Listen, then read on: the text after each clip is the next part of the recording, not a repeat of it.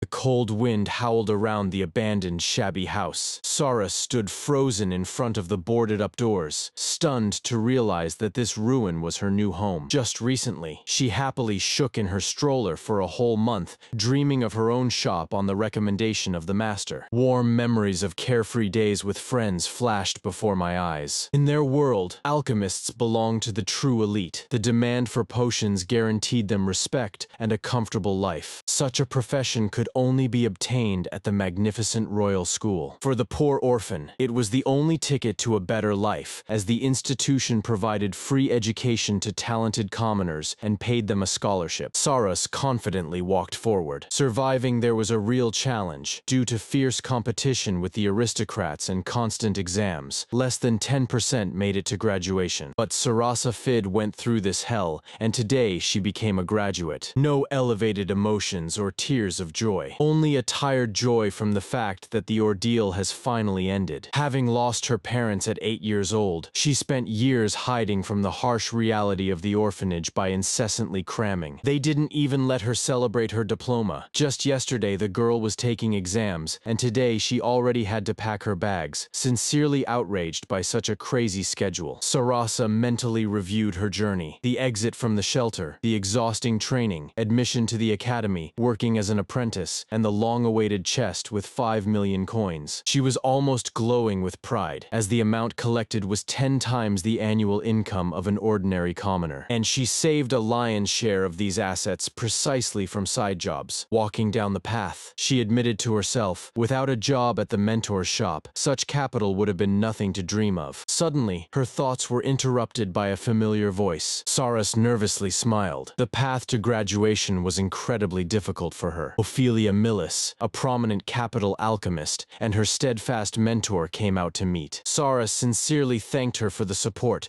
while at the same time puzzling over why Ophelia had not aged at all in the last 5 years. When the conversation turned to exams, Sarasa complained that she was always placed third, with the top spots given to the nobility. To this, Ophelia condescendingly explained that influential aristocrats are simply inflating their scores. The mentor sighed heavily and squinted thoughtfully, and then she calmly stated, in reality, for actual knowledge, Sarasa was the best student in the course. Ophelia laughed heartily at the arrogance of the aristocrats, while Sarasa merely shrugged, as long as their machinations didn't cut into her cash prize. The mentor playfully tousled her hair, reminding her that school grades were worth nothing now, and inspired, Sarasa immediately asked for permission to buy the longed-for Encyclopedia of Alchemy. Sarasa hesitantly confessed to her mentor that she really wants to buy the Encyclopedia of Alchemy. This 10-volume work contained absolutely all the secrets of their craft. The teacher calmly sipped her tea and replied that the book could be easily found in the school store. The girl joyfully began to estimate the price, but the market value of 7.5 million mirrors nearly knocked her off her feet. The craftswoman cleverly offered her help and a discount of up to 5 million, but Sarasa instantly realized that with that money, one could still buy an entire house. Silence. Then the mentor explained, "This book is a magical artifact, the pages of which seem completely blank to ordinary people. The higher the level of the mage, from novice to true master, the more volumes he is able to read. That is why verifying the authenticity of a purchase is extremely difficult, and one has to hire advanced alchemists for huge commissions." Saras imagined with horror how she would beg for a favor in tears and give a bag of money to some creepy wizard appraiser. But she proudly exhaled. 5 years of strict saving had not been in vain,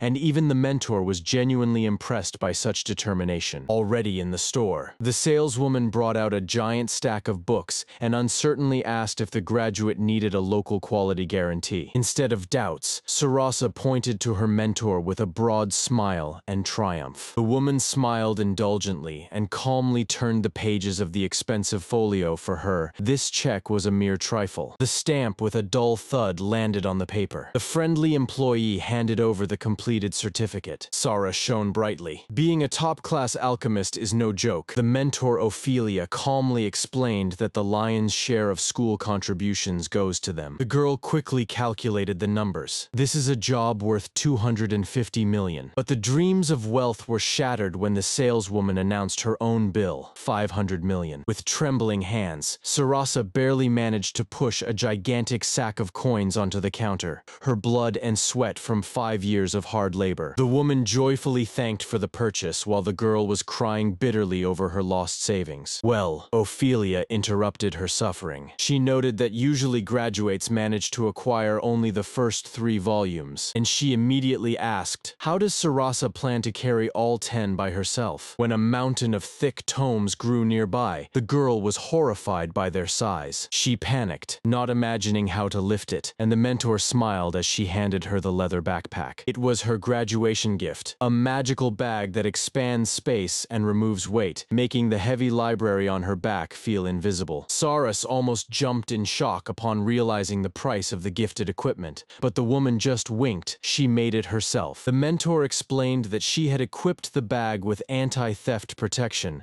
and to change its owner, one would have to work quite hard. Carrying the heavy tomes on her shoulders, Sarasa was astonished to feel that with the enchanting bag of her mentor, they had become almost weightless. Together, they leisurely made their way through the city to the next stop. Later, an elderly woman in glasses warmly thanked the girl for her diligent work and asked her to come again. Saras stopped and with a gentle smile nodded goodbye. Together with their mentor, they abruptly opened the massive doors. Short pause, a confident step forward. An energetic administrator greeted them at the counter, and Sarasa hesitantly asked about available spots for training. The mentor looked around the empty hall in surprise, but she was told that everyone had gone to celebrate the graduation ceremony today. Saras was burning with impatience. She decisively leaned over the table and fired off a request to see the list of requirements for candidates. The senior companion smiled as she recalled how she once celebrated her graduation loudly with a group of friends. It hit the sick one. Sarasa puffed her cheeks with tears and hid behind a thick reference book as she had no one to celebrate with. Sarasa timidly asked to show the available shops. The mentor thoughtfully touched her chin. The woman quickly flipped through the pages of the directory, ignoring the surprised questions of the student. With a loud clap, she struck her hand on the table. She already had the perfect proposal ready. In the picture, there was a huge house with an alchemical cauldron for a ridiculous 10,000. The girl immediately suspected a trap, realizing that such outrageous subsidies are only given for absolute backwaters. The mentor's finger confidently pointed at the map, a tiny village by the sea of trees, where it would take a whole month to jolt there by carriage. In a panic, Sarasa began to shake the woman by the shoulders desperately, as without clients, she would instantly lose all her savings. However, the teacher simply waved it off carelessly, fully confident that the experience of yesterday's graduate would be more than enough. The girl stared at her mentor in confusion, not understanding the hint about her alchemical level. Hearing the mention of her 3rd level as an alchemist, Sarasa froze in confusion. The woman leaned in closely and quietly asked if the girl even knew how their skill was being enhanced. The answer turned out to be simple. It was necessary to personally create absolutely every item from that encyclopedia. Saras was shocked and widened her eyes. It turned out that she had completely finished the first 2 volumes without even realizing it. The mentor smiled warmly and stated that Sarasa was fully ready to open her own shop. She stamped the papers while the girl panicked and denied any involvement in the trade. The woman clearly explained the earning scheme, guaranteeing her charge a life free of financial worries. Everything turned out to be simple. The student will supply rare ingredients, and the mentor will buy them. Sara's face changed sharply, suspecting a cunning plan. She decided to take this challenge as a new training. Near the majestic town hall, the teacher handed her the land contract, joyfully ignoring the student's shock. The girl sighed resignedly and gave up. The mentor winked. If Sarasa fails without debts, she will take her back to work. This insurance worked. The young alchemist firmly clenched her fists, ready to run her own business. In the evening, the courtyard was illuminated by lanterns. Friends organized a lavish dinner in honor of the graduation. Saras was surprised by the sudden preparation,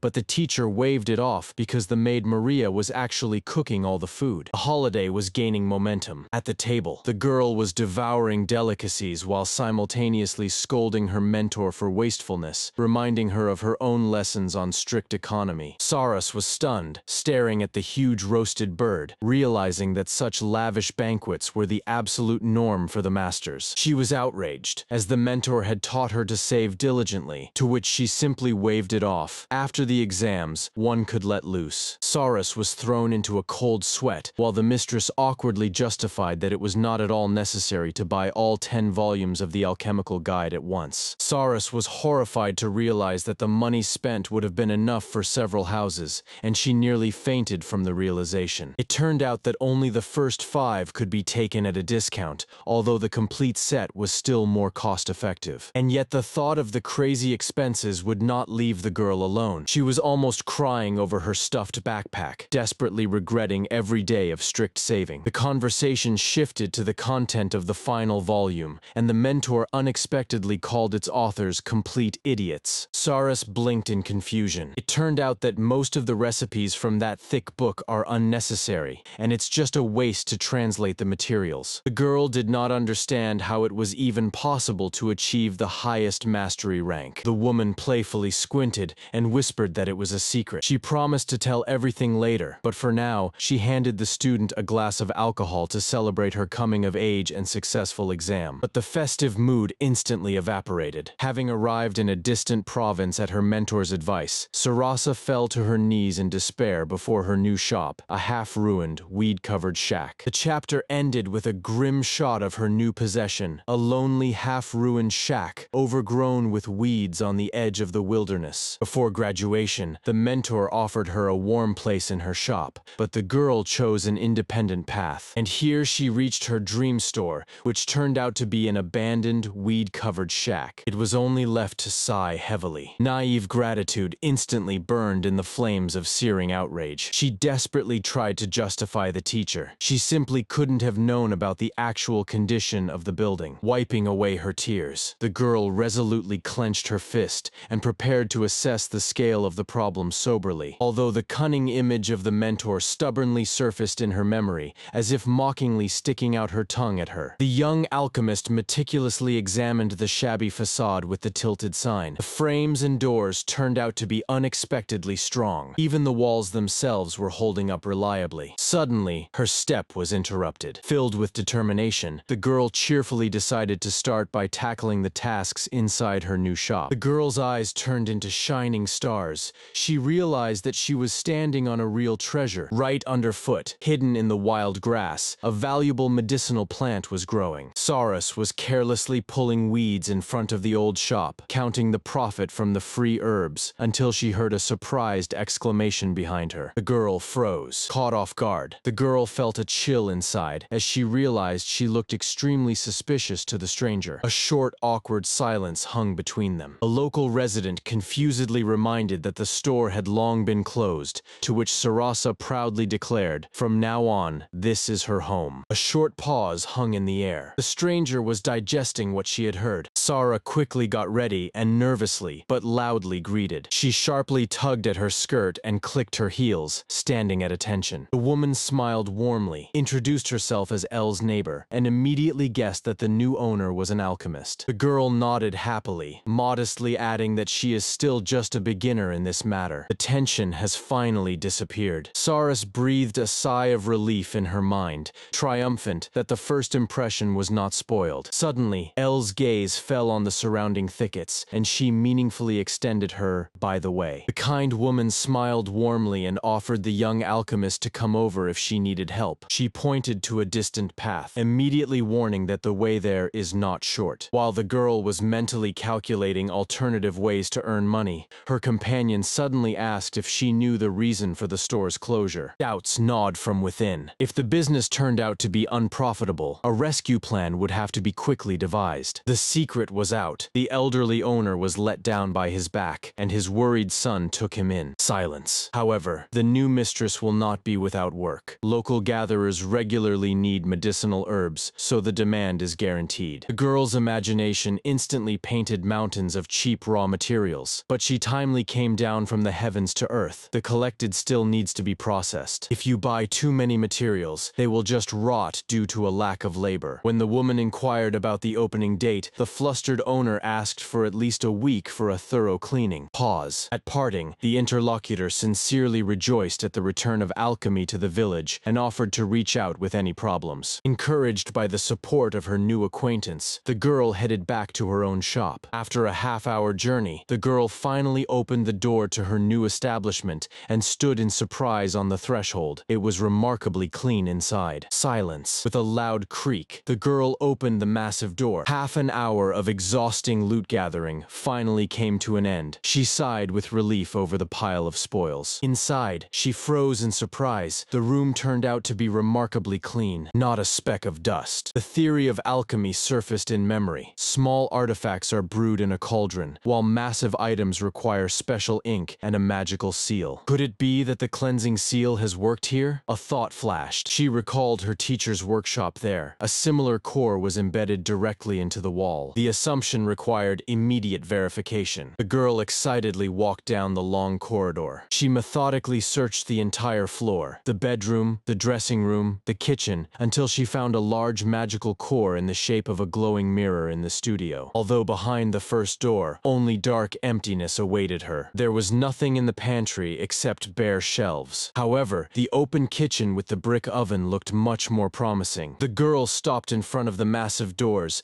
deciding to take one last look at the workshop. She always took pride in her giant stock of mana, with which she once supported the core in the former master's shop. But now she was almost crying from shock. The magical system of the new house had consumed half of her reserve and hadn't even replenished. Breathlessly, the new mistress realized with surprise that she had accidentally activated the theft protection feature as well. Putting aside thoughts of complex runes, she happily switched to household matters. Finally, this was her own home, where today all that was left to do was clean. After looking around the second floor, the alchemist disappointedly collapsed onto the floor in the middle of 8 completely empty rooms. The only useful thing turned out to be the old boiler in the workshop, which was quite suitable for work after cleaning. She sincerely did not understand where all the furniture had gone, naively assuming that it had simply been given to some newlyweds. She was genuinely surprised that all the furniture had been taken out of the house, as usually at least some of the furnishings are left behind during a move. Suddenly, a lightning idea. The girl rushed headlong down the stairs. Leaving her backpack right on the floor, she decided to make her temporary bedroom right here. Later, the mood lifted again thanks to the found bathtub, which was critically necessary after the messy experiments. However, the enthusiasm quickly evaporated. Without the magical heater, she would have to spend a fortune on regular firewood. She joyfully clenched her fists. The bathroom immediately added points to this house. The girl with a smile opened the last door. She was filled with excitement before going out to the backyard. But instead of a neat garden with herbs, she was met with impenetrable wild thickets. I had to sit down and make a list of the essentials, from a bucket to a bed and dishes. In the street, she stopped her neighbor Els with a basket of vegetables. The girl waved her hand at her warmly. The woman offered help, but the heroine just needed to find a furniture store. Silence. The answer was disappointing. Such things are not sold in the village. Everything will have to be ordered from the carpenter and the blacksmith. Els thoughtfully touched her lips, considering whether the craftsman would take on such work. Short pause. The girl was slowly coming to terms with the realities of rural life. She sighed resignedly. There is no capital luxury here, so ahead lie days of harsh economy. The woman puffed her cheeks amusingly, thoughtfully considering her course of action. The girl cautiously asked if the woman could suggest where exactly to look for the needed shop. The girl timidly asked if it would be a bother, and she agreed with a wide smile to show the way. They walked along the path, step by step. Just ahead, a village appeared, and the conductor confidently struck her chest, volunteering to personally introduce the guests to the locals. She explained that there is only one store serving the entire settlement. It is run by a couple, but their daughter Lorea often stands behind the counter. There was simply no one to trade here anymore. A massive tiled roof emerged from behind the crowns of the trees. Soon the building of the shop itself appeared before them. The girl gasped in awe, impressed by the size of the 3-story giant that completely overshadowed her own modest shop. Entering the cluttered village shop filled with goods, the girl saw a friendly young saleswoman greeting her from behind the counter. Silence. Suddenly, a sharp roar sounded. Behind the counter of the cozy shop, a lovely saleswoman greeted them with a cheerful smile and a warm welcome. Sarasa visited the village shop, where the talkative Lorea eagerly began to ask her questions. Saras was puzzled as she poked herself with a finger, not understanding how she could appear urban in such modest attire. Lorea clenched her fist. She meant nothing at all about the clothes. The girl looked at the guest with shining eyes, openly admiring her. Lorea eagerly insisted that the guest was indeed a true city lady and could not contain her delight. The sudden voice of the elders interrupted the conversation. Lori was sent to work, and Sarasa awkwardly apologized for the noise. She smiled faintly, deciding to remain silent about the true urban depths and poverty. Loria conspiratorially offered to throw in a few trinkets for free with the purchase. Sara immediately decided a large basin and a blanket are needed. Having mastered the art of persuasion, Lorea politely asked what the guest needed and promised a good price. She was immediately shown cheaper wooden basin options. The girl pondered, gradually understanding the essence of this homemade village. Ready-made blankets were not kept here. There was only raw material, which was usually taken by local craftsmen. But this is not a problem. Recalling her old sewing lessons at the orphanage, Sarasa confidently decided to sew the blanket herself. The memory of the shelter and the warm blanket she once sewed with the caregiver suddenly warmed the girl's soul. A few minutes of shopping,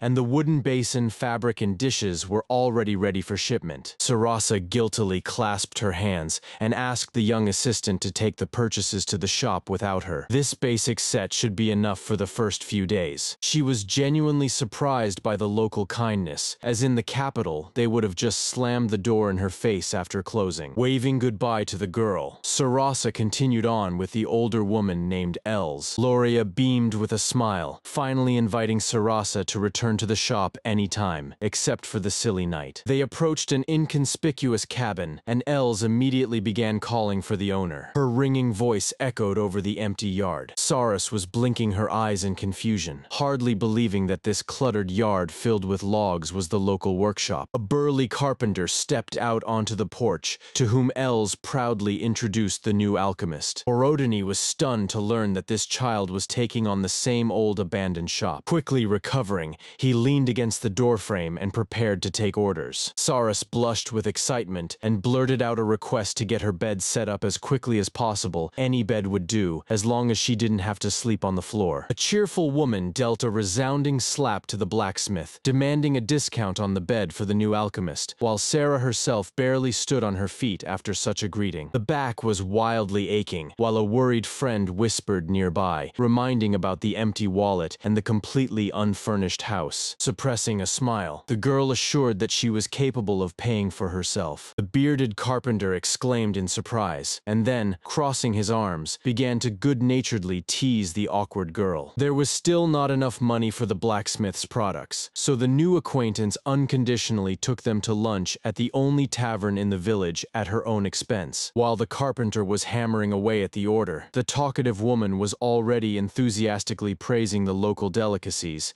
and the embarrassed Sarasa did not dare to object. Another heavy slap on the back nearly doubled Saras over. The woman firmly refused to take money from the child, and the alchemist's gaze inadvertently caught on her figure. Auntie laughed heartily, and she really is very round, the girl thought. The woman was not offended at all, and proudly patted herself on the sides, comparing herself to a sweet, plump mango. The volumes really left no doubt. As soon as they entered the crowded, noisy hall, Sarasa began to wave her hands in panic, explaining that she had not meant to imply extra weight at all. But she was no longer listened to. The aunt joyfully switched to the tavern owner, giving out new friendly nudges amid the general loud laughter. Saras rubbed her chin thoughtfully, suspecting that backing each other up was just a local style of communication. Saras pondered thoughtfully, rubbing her chin. She gracefully bowed and announced that she was opening an alchemical shop in the village. The cook was genuinely surprised that such a child would run the business. A lively conversation ensued about how Saras would often visit the tavern for lunch in the future. Pause. The woman decisively gave a thumbs up. She introduced herself as Dalal, the owner of the local tavern, and warmly invited the girl to lunch, since she was unable to cook for herself.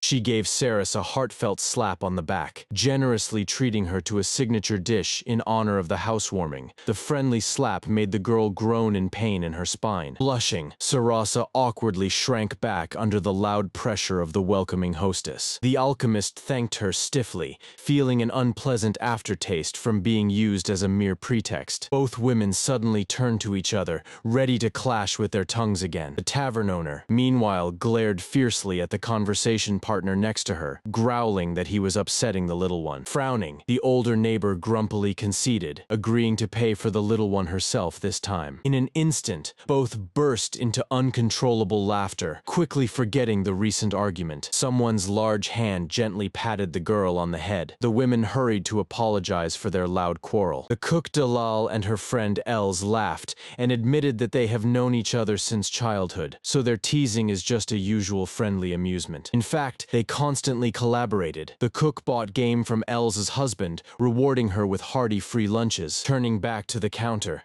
Dalal asked about the guests' food preferences, to which she modestly described herself as undemanding, although the girl was already panicking in her thoughts. This noisy atmosphere was a real test for her introverted nature. She cautiously inquired about the presence of strange local delicacies, but the cook waved her off. They only serve simple rustic food here. She assured that there was no nastiness on the menu. The girl finally exhaled with relief. Suddenly, Eliz remembered the peasants who simply adore that same pickled thing. The girl shuddered in disgust, instantly imagining a plate of crispy locusts or caterpillars. Having flinched, Sarasa shrank back in fear, barely suppressing her immediate reaction to what she had heard. In fact, it was about old supplies in case of a poor harvest, a dish that the locals hated to eat in its pure form due to its extremely specific taste. The guest inevitably asked about the composition of the delicacy, and Dalal happily described the special pickles aged in a closed barrel for over a year. Without giving the guest a chance to say a word, the cook rushed to the kitchen for the signature dish, leaving the girl trembling from sheer horror. Usually, this sour dish was rinsed with water for a long time before serving, but local daredevils eagerly devoured it just like that, ignoring the acrid stench. On the table, hot, fresh food was steaming appetizingly. The cheerful cook generously pushed the plates towards the girl,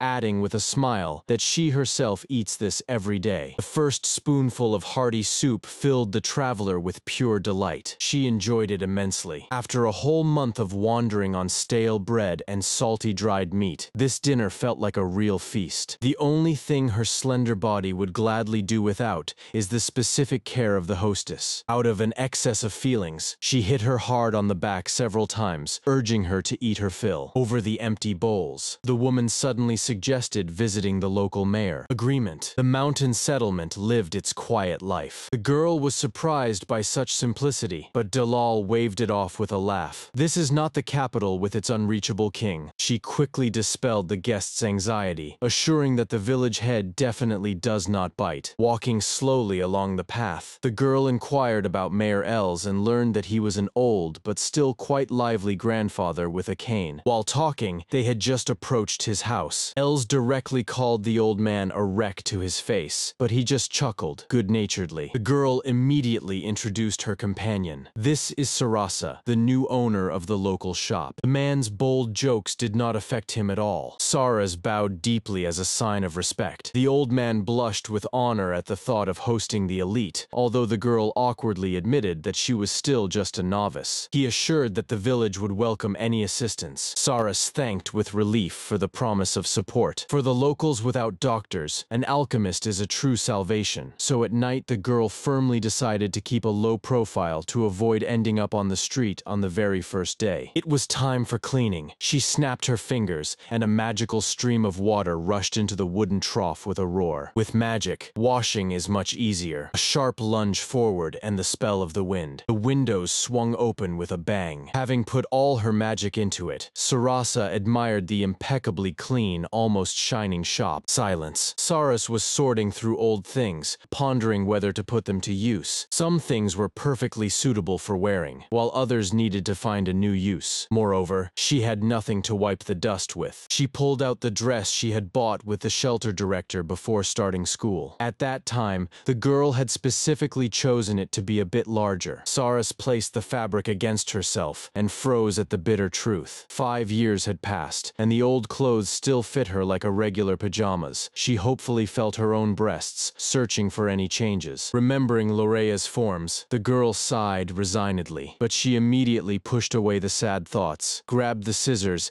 and decisively cut the fabric. It was time to sew the blanket. Under the glow of the night moon, she approached the huge cauldron, ready to complete the work with the help of alchemy. Sarah stood frozen in front of the shabby door, not believing that this day had finally come. Birds chirped carefreely over the abandoned little house. The girl pressed against the wall, barely suppressing a nervous giggle at the thought of her own alchemical workshop. With one swift motion, she flung the door wide open and triumphantly exclaimed into the darkness. Her eyes sparkled, and the girl asked someone to pinch her because everything around still felt like a dream. The joy turned into happy, almost uncontrollable laughter. She immediately rushed to the cauldron and sighed with relief. It was so huge that she could fit in it herself. Without this massive vessel, there could be no serious alchemy. Twisting the glass flask in her hands, Sarasa winked contentedly, fully understanding how difficult it would be to find a container of the right shape elsewhere. In the workshop, there was even a real glass-blowing setup for making new bottles for potions. The girl reached into her bag and pulled out a heavy alchemical encyclopedia. And when she noticed the tools and ingredients left on the table by someone, she almost squealed with delight. Saras proudly thrust out her chest, convincing herself that she had every right to rejoice in her first true achievement. She clenched her fist resolutely. It was time to brew the potion. She leaned back and beamed with delight. Finally, she had a real alchemical laboratory at her disposal. First, Sarasa poured ordinary water into a huge pot, as the recipe advised. Joyfully checking the recipe, the girl immediately threw yesterday's fabric into the huge cauldron. Blinding flash. With a snap of her fingers, she ignited a magical fire under the cauldron. Next, additional ingredients from the flask were poured into the water. The stew brightly lit up. The girl grabbed the mixer and began vigorously beating the boiling mixture. Half an hour has passed. She exhaled heavily and wiped the sweat from her forehead. Mixing such a volume was incredibly exhausting, even with her reserve of mana. But the girl stubbornly continued her work, understanding that such a gigantic boiler doesn't just lie around on the road. With a sharp sweep, she triumphantly pulled the perfectly processed fabric out of the water. The alchemy succeeded. A revolutionary material with climate control emerged, costing a full 6,000. Having thrown the scroll on her back, she hurried to dry it on the display until the fabric lost its color. Saras unfolded the soft fabric with pride, her first successful product in the new laboratory. Suddenly, an excited exclamation rang out. This Gaber praised the work of the young alchemist in a loud voice. The girl wiped the sweat from her forehead with relief, while the finished canvas caught the wind on the drying rack. Just then, she noticed her new bed in the master's cart. Saras was confused. The furniture looked like an ordinary pile of boards. Geberk calmly approached the cart and lifted the load. He explained that it was much easier to bring them inside like that, and pulled the parts to the second floor. Not even a minute had passed when the man proudly presented the fully assembled bed. For complete reliability, he made a few more powerful strikes with the hammer. The master inspected his work and asked to be contacted immediately if any problems arose. Sara carefully sat down on the mattress. Not a single creak. She settled more comfortably in her seat, enjoying the perfect comfort. Hearing that such quality is worthy of the highest capital standards, the stern Geberk sincerely broke into a smile. The old master amazed Sarasa. He had just crafted chairs for her shop, as running a business without seating for customers is impossible. The man cheerfully said goodbye and left. The girl stared in shock at the furniture. They had given it to her completely for free. Her eyes lit up. She recognized the handwriting of the legendary craftsman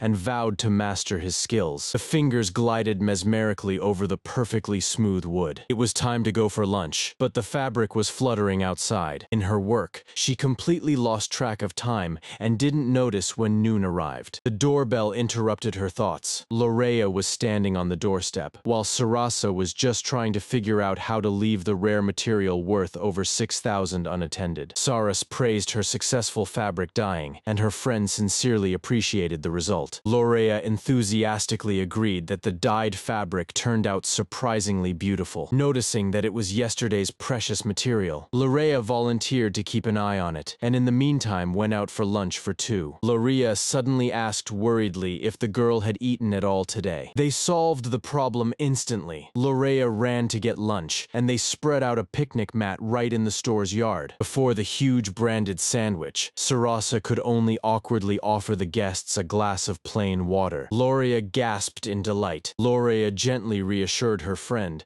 assuring her that the local water was delicious, so a simple glass of it did not bother her at all. In front of them hung a luxurious snow-white fabric that sparkled in the sun like spring water, a true rarity for these parts. Loria was stunned with delight, not believing that her friend was capable of such work. She added that achieving such shine with ordinary painting is quite a skill. Now this beauty had to be stuffed with fluffy cotton, but in practice, the task turned out to be a challenging one. Although in theory the instructions for the perfect futon seemed ridiculously simple. You sew a cover and tightly pack the filling into it. The blonde recalled the shelter where she shivered under a thin blanket at night due to the outrageous price of cotton, when suddenly Lorea, feeling embarrassed, confessed that even her family could not afford such luxury. She complained that cotton is so expensive that gathering enough for a whole blanket is almost an impossible task. This confession made her fall silent in surprise. Putting aside her sentiments, the girl frowned and reminded that she was actually an adult now and was working, forcing Lorea to apologetically justify herself for once again mistaking her for a peer. And here the blonde's gaze suddenly glazed over. Wait a minute, what other pocket money? A tense smile froze on her face. She finally realized how she was perceived here. Lorea blinked in disbelief, not understanding how her friend could have bought such a huge pile of expensive cotton. She shared that she will soon be 14 and asked about Sarasa's age. Glancing at her friend's modest figure, Lorea sighed with relief. It turned out that she was not the only one lagging behind her peers in development. Saras quietly closed her eyes, coming to terms with this bitter truth. And here she burst out. This girl is a whole 2 years younger. After recovering a bit, Sarasa replied dryly that she was already 15. Lorea happily nodded, but her older friend suddenly frowned, demanding an explanation for that evaluative glance. Her face twisted in outrage. Lorea let this pass by her ears, continuing to smile happily. Eventually, they took up sewing, and the younger girl never tired of praising Sarasa's skill. The last stitch and the luxurious fluffy bedding was ready. Lorea rushed into Sarasa's arms,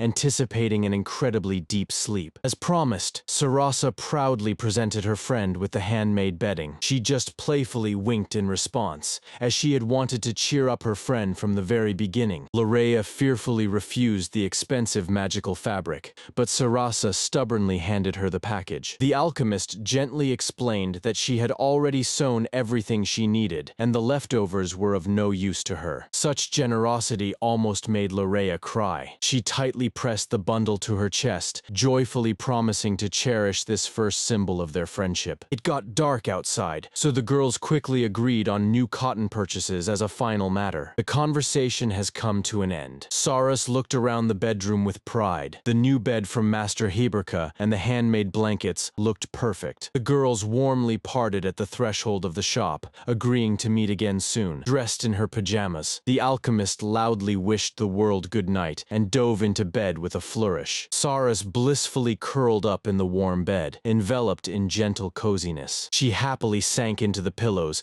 contentedly recalling her successful alchemical practice and her first true friend. She needed to get a good night's sleep. Tomorrow she was facing a big revelation of her own business. The magical fabric gently warmed her in her sleep, absorbing the magic of the room and granting absolute peace. The girl joyfully raised her fist, ready to outline her plans for the day. Glancing at the task board, she set aside her potion brewing and went outside. The fence with a crack crumbled right under her shoe. Consulting her notes, she finally chose the first goal, renovation. She stopped near her shop, assessing the destruction. The face turned to stone. It will have to be built from scratch. She walked with small steps towards the local store. Behind the counter, the familiar saleswoman immediately began to panic and apologize for yesterday's expensive gift. The heroine reassured her. The girl's father had already generously rewarded her by bringing a month's supply of cotton. Caring about the DIY repair, the saleswoman surprisingly advised to hire the Master Hiberka. The girl ignored the advice and asked to sell her a complete set of tools. The dark-haired woman desperately waved her arms. A heavy box appeared on the counter, a rare carpenter's set. Then the saleswoman presented an iron argument. The time wasted on the boards would steal the profit from alchemy, and the heroine gasped in astonishment. Lorea noted that the time Sarasa spent on self-repair could have been better invested in profitable alchemy. The alchemist proudly spread her cloak. Now she is a full-fledged master, although the orphan habit of saving has not disappeared. Forgetting the purchase, she looked at the dilapidated fence and decided to hire the carpenter Geberka. The girl asked the master to fix the facade and to cover the yard with solid boards, awkwardly adding that she didn't want to expose her laundry. She tried to justify her request,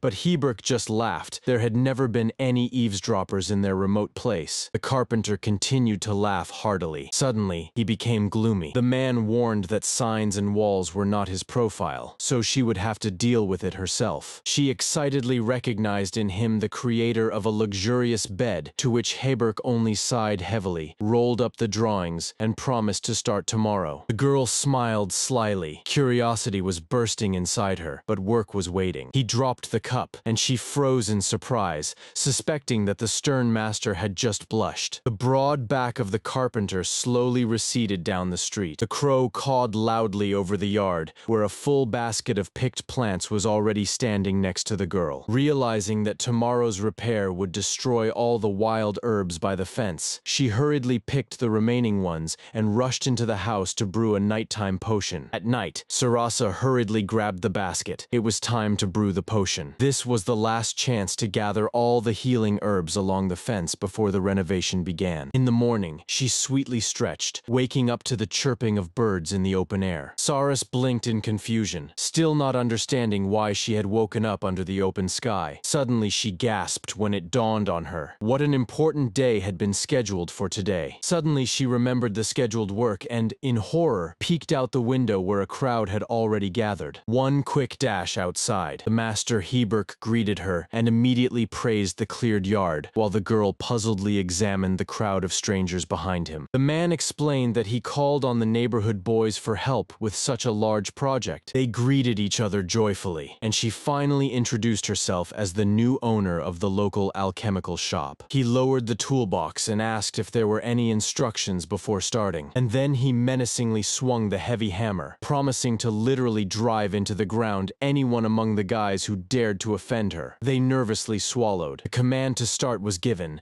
and the workers enthusiastically raised their hands. Saras asked them to be careful in the backyard and not to accidentally trample her precious herbs. Heberk smugly squinted, declaring that before her stood a true professional carpenter and a team of natural-born farmers. Then Sarasa calmly decided to tend to her garden. She asked if the workers needed help, but the foreman waved her off without clear instructions. The girl could do anything. While the men were sweating under the weight of the logs, she sat nearby carefree, humming and examining a young sprout. Meanwhile, the workers were vigorously hammering and dragging heavy logs to build a new fence. The result of their work was impressive. Instead of a shaky ruin, a sturdy wooden fence with new gates was erected. The abandoned courtyard quickly transformed into a garden worthy of aristocrats, and the new sign, Saras's Alchemical Shop, turned out to be surprisingly charming. Sara was enchanted by the fresh sign that turned out to be remarkably welcoming and charming. A stark contrast to the previous rotten board. Saras was stunned to admit that she would never have expected such refined taste from Geberk, to which he grumbled whether she considered him a savage. The man confidently nailed the sign by the entrance,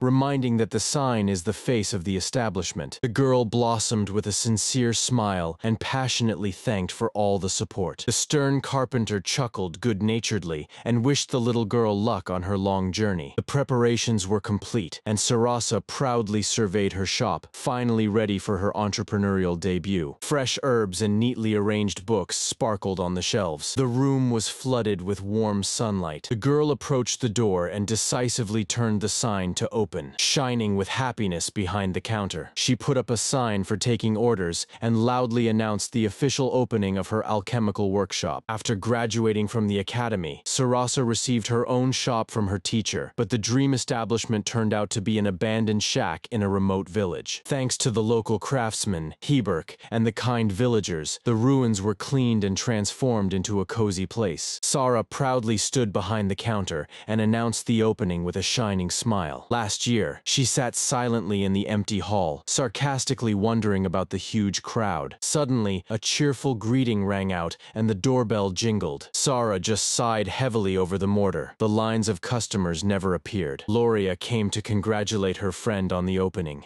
and Sarasa beamed that at least someone remembered her new store. Loria visited her and was shocked to stare at the price tag of 8,000, although Sarasa assured her that it was much cheaper than the capital's rates. The girl was attracted by the sign on the counter. Customers were promised a discount for returning empty bottles. Loria asked if it was possible to return someone else's container, but the alchemist objected. The size standards vary among all the masters. Saras clenched her fists in despair. Blowing banal glasses drained her of much more energy than brewing the potions themselves. Therefore, this action became a real salvation. Hunters receive a cheap elixir, and she avoids the hellish work of a glassblower. Loria quickly calculated the math. Her friend was buying jars for almost half the price of the finished product. Sara nodded enthusiastically. Let the net profit from sales decrease, but the saved time and effort make up for it all. Sarasa began to enthusiastically explain to Lorea how her alchemical trade actually works. Lorea was almost in tears from jokes about wealth, while Sarasa was mentally planning to share the profits with the village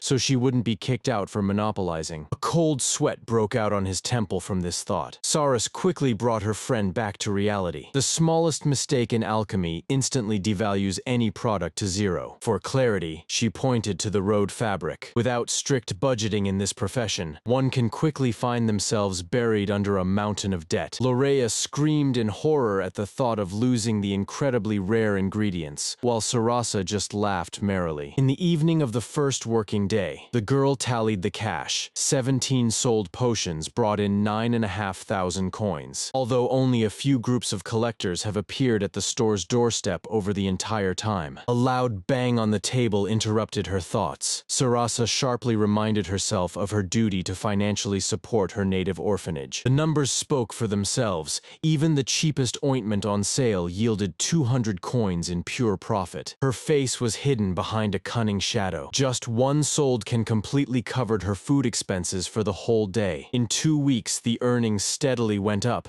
and Sarasa was already recognizing the local clients by their faces. 2 weeks had passed since the store opened. Profits were steadily increasing, and Sarasa was already easily recognizing the local collectors. One of the satisfied clients joyfully promised to hunt twice as much game. The discounts did their job. Rumors about the store spread, and the assortment of goods quickly replenished thanks to local hunters. Suddenly, a huge rage bear was thrown in front of the store with a crash. Hunters had caught the giant right on the outskirts. Exhausted men were breathing heavily, but the proposal intrigued the girl greatly. She quickly assessed the value of the organs and bones, so the collector gladly entrusted her with the disassembly of the beast to prevent the carcass from spoiling. The collectors exchanged surprised glances that the delicate girl was taking on the task of whitening the giant by herself, but they gladly agreed to the deal. Sara smiled slyly at parting, jokingly warning her husband not to get too drunk too early. She barely held the heavy bag of coins while paying the moved hunter for the generous catch. Receiving the money, the guys shouted and rushed to the tavern. Left alone with the carcass, Sarasa activated her superpower and firmly grabbed the giant. She pulled him aside and instantly cooled his body with magic. The giant beast was sprawled on its back next to the prepared knives and hammer. No mistakes. With a skillful motion of the blade, she made a long incision from the neck to the abdomen, carefully removing the skin. Saras raised the knife joyfully, preparing to carve out the liver and eyes as well. The loot was too valuable to leave it in the forest. She clutched the bloodied heart in her hands with adoration. There was not enough time to dissect the entire bear carcass, so the girl collected only the rarest trophies and decided to simply trade the rest. With a victorious shout, she suddenly jumped right in front of an acquaintance. The girl stubbornly dragged the gigantic monster across the ground. The acquaintance froze in surprise upon seeing Sarasa dragging an entire forest monster behind her. Els nearly fainted from the size of the carcass, while Sarasa casually offered a deal. The exchange was successful. Saras added cheerfully that smoked bear meat is a true delicacy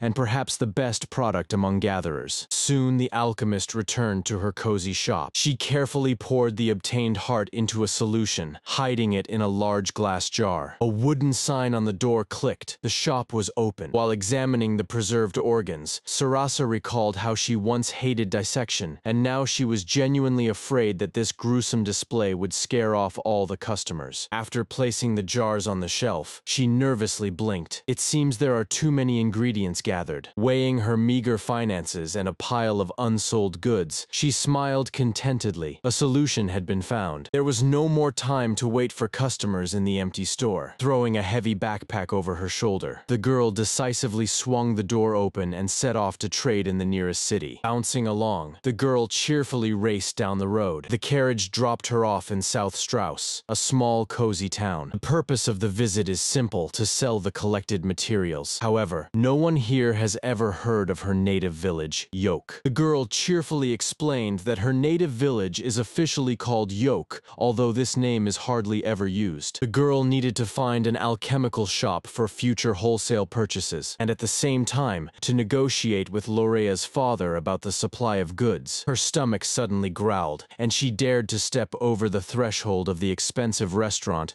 that had previously intimidated her with its appearance. Inside, life was bustling, and a smiling maid was already hurrying towards me. The smiling waitress led her to a free table and invited her to make herself comfortable. The girl broke into a cold sweat from the numbers on the menu, and in her fright, she also ordered a fruit cake. The eyes were dazzled by the desserts, but I had to grit my teeth and choose the cheapest cheese roll for lunch. A bewildered look. She spent a whole 2,000 coins on this snack, and now for the next 2 weeks, she will be choking down stale bread. The girl smiled widely. It was so cozy here that she instantly felt at home. A calm atmosphere reigned in the luxurious cafe, where waitresses leisurely served tea. She recalled her tiny table and wondered how to decorate it with a simple bouquet. Meanwhile, the smiling maid finally placed the ordered dish in front of her. While the maid with a smile was setting the order on the table, the girl was already dreaming of having her own tea party with Lorea. On the plate, a thin bun with vegetables and cheese sauce was steaming in person. The dish looked 10 times more appetizing. From the very first piece of her cheek, they puffed up contentedly. She got fired up with the idea of making it herself, but reality hit hard. There isn't even a stove at home. Another large piece quickly disappeared in the mouth. The girl squinted, trying to guess the ingredients of the tomato sauce and identify the hidden spices. The flavor was simply explosive: rich cheese, a light tang, and juicy meat with vegetables, while the dough literally melted in the mouth. It was time for a generous slice of fruitcake. Clinking the dishes, finishing the main course, she firmly decided to buy a set of spices for home if she sells her goods profitably. The sweet dessert awakened warm memories of Maria and the teacher's shop,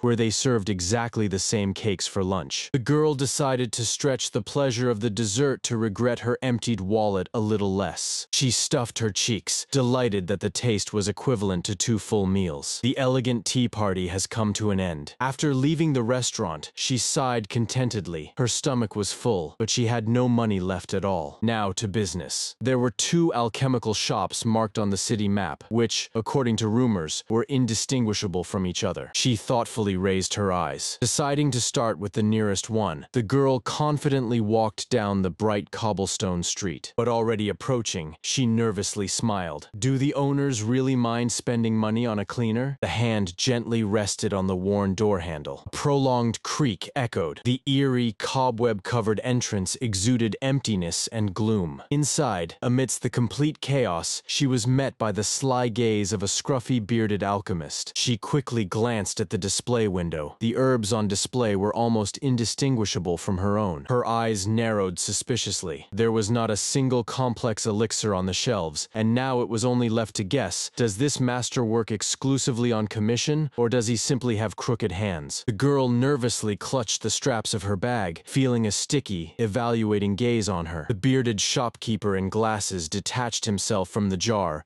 with the bizarre organ and dryly asked what she needed. She confidently placed her goods on the table. With a proud smile, the girl declared that this was the flawlessly extracted heart of the Bear of Wrath, worth at least 100,000. Her face darkened. She mentally processed the brazen accusations about old goods and crooked hands. Kramar shamelessly grimaced and made a pitiful offer: 12,000. What did you just blurt out, you scoundrel? She exploded, clenching her fists until they cracked. And in a moment, she sharply headed for the door, coldly bidding farewell to the panicking swindler. In pursuit, he hurriedly poked his finger into the liver, raising the bet to 20,000 for everything. The memory of the vile laughter of the resellers flashed in her mind, and the the girl anxiously hoped that at least another store wouldn't turn out to be just as much of a hole. Sighing heavily over the wasted time, she firmly decided to warn her village about this place. The street led her to a new shop that at first glance seemed like a real salvation. Inside, she was warmly greeted by a woman with a pleasant smile. The girl politely bowed and asked to see the goods, to which she received a gentle invitation to come closer. Sarah was carefully examining the shelves, marveling at the wide selection of weight loss and sun protection products. She clenched her fist, preparing for action. Looking at the elegant hats, the girl thought that she could sell something similar in her own shop. She approached the counter and confidently handed the owner of the jar with the fresh heart of the luminous bear. The woman's eyes lit up, and she immediately offered 120,000 for him. Saras was stunned by such an amount, and the owner explained that due to the crazy shortage,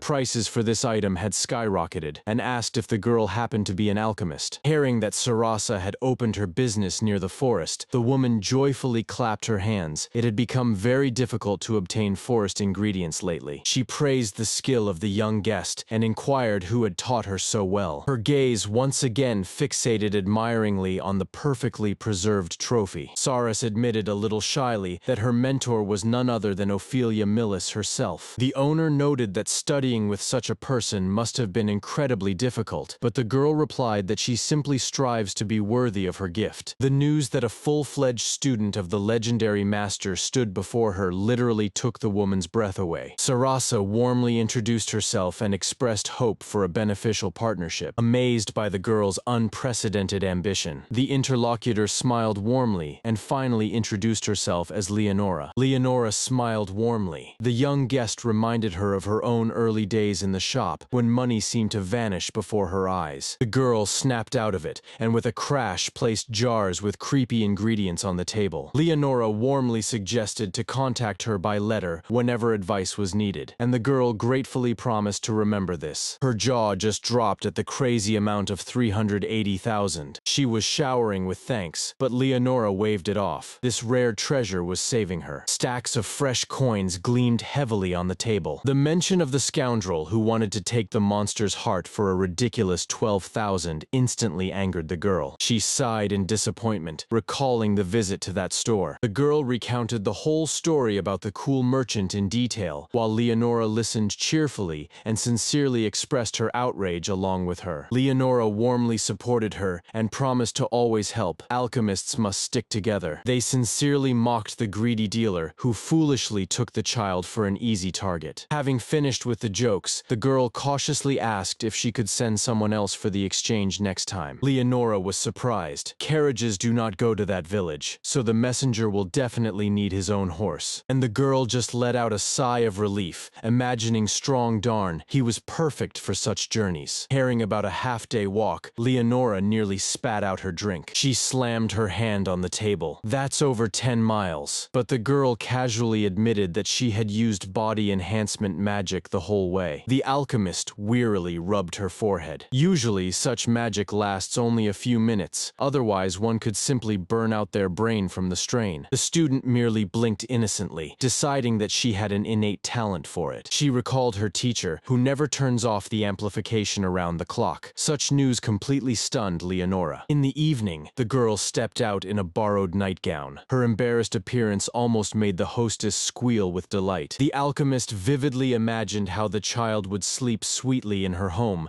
and was already mentally ordering a new bed for her. Extending a cup of tea, Leonora jokingly invited herself to visit her village in return. Wrapped up to her ears in a blanket, the girl fell asleep thinking about how lucky she was to meet such a kind person. Meanwhile, in a completely different place, someone's hand decisively slapped the table. If we set off now, the journey will take exactly 3 days. The woman by the night window set aside the papers. All calculations and affairs had finally been settled. The famous teacher threw a cloak over her shoulder. With a sly smile, she set off. It was time to personally check on the progress of her beloved student. Saras decisively drew her sword. Returning from the city, she opened the window with a bang and joyfully announced the opening of her shop. Hunter Andre met her with great gratitude. Thanks to the redeemed bear, his team was now swimming in money. The bell jingled cheerfully. The boy stepped over the threshold as usual. The hostess displayed the ordered herbs on the counter, explaining explaining how the fresh monster carcass allowed her to make a good profit. Nearby on the wall was a hand-painted poster, a warning about scammers who were underpricing by 10 times. Andre generously praised her cheap elixirs that instantly saved hunters after minor forest skirmishes. Suddenly, his gaze caught on a new announcement. Saras admitted angrily that she posted the text today because she almost became a victim of scammers herself. Andre burst out laughing. Some fool didn't even realize he was trying to deceive an experienced alchemist. He was genuinely happy that with the opening of this shop in the village, their own wealth had skyrocketed. The girl could not calm down due to the shameless lies of the buyers about the fictitious damages to the perfect product. Imagining the confident face of the swindler, the boy burst into laughter again, but his smile quickly faded. Andre was seriously troubled by the young green newcomers who rushed into the forest unprepared, like wild wolves. The girl collector complained to Sarasa about the influx of newcomers and fierce competition. Her partner nodded sympathetically. Their work is not easy. Treating the wounded is another duty of the local alchemist. The guests warned that they might come to heal the wounds someday, and the girl swallowed nervously. Her rehearsed greeting was cut off mid-sentence. She was just pleading with the heavens never to encounter someone else's traumas when the doorbell jingled again. Suddenly, her mentor Ophelia appeared in front of the counter. The teacher was beaming, while Sarasa was frozen with her mouth open. 3 days? The student exclaimed in shock. The journey from the capital to this village usually took a whole month of travel by carriage. The mentor casually waved it off. She simply ran the entire distance. Saras tried to brush it off, saying that she is not such a monster in physical training yet. However, the cold sweat betrayed her. Ophelia immediately realized that she had skipped training. Excuses about the academy didn't work. The teacher happily announced that she would personally teach her real combat. The teacher forcibly dragged the frightened student out of the store, ignoring any pleas to let her go. In a moment, they were already standing in a forest clearing. The girl was gasping for air. The mentor asked about the favorite weapon, and upon hearing about the sword, she pretended to shrug her shoulders. The student immediately seized this chance to avoid the fight. Suddenly, a luxurious blade flashed before her eyes. The girl was still babbling about rescheduling the class, while the teacher lamented the lack of weapons for the best student. The command hands forward, and the mentor simply threw her a heavy blade. The girl was bewildered by the cost of such a weapon, but for a woman, it was just an ordinary piece of metal from the storeroom. She armed herself with a wooden sword, and with a predatory smile, took a combat stance. The girl exposed the blade. The teacher openly mocked her,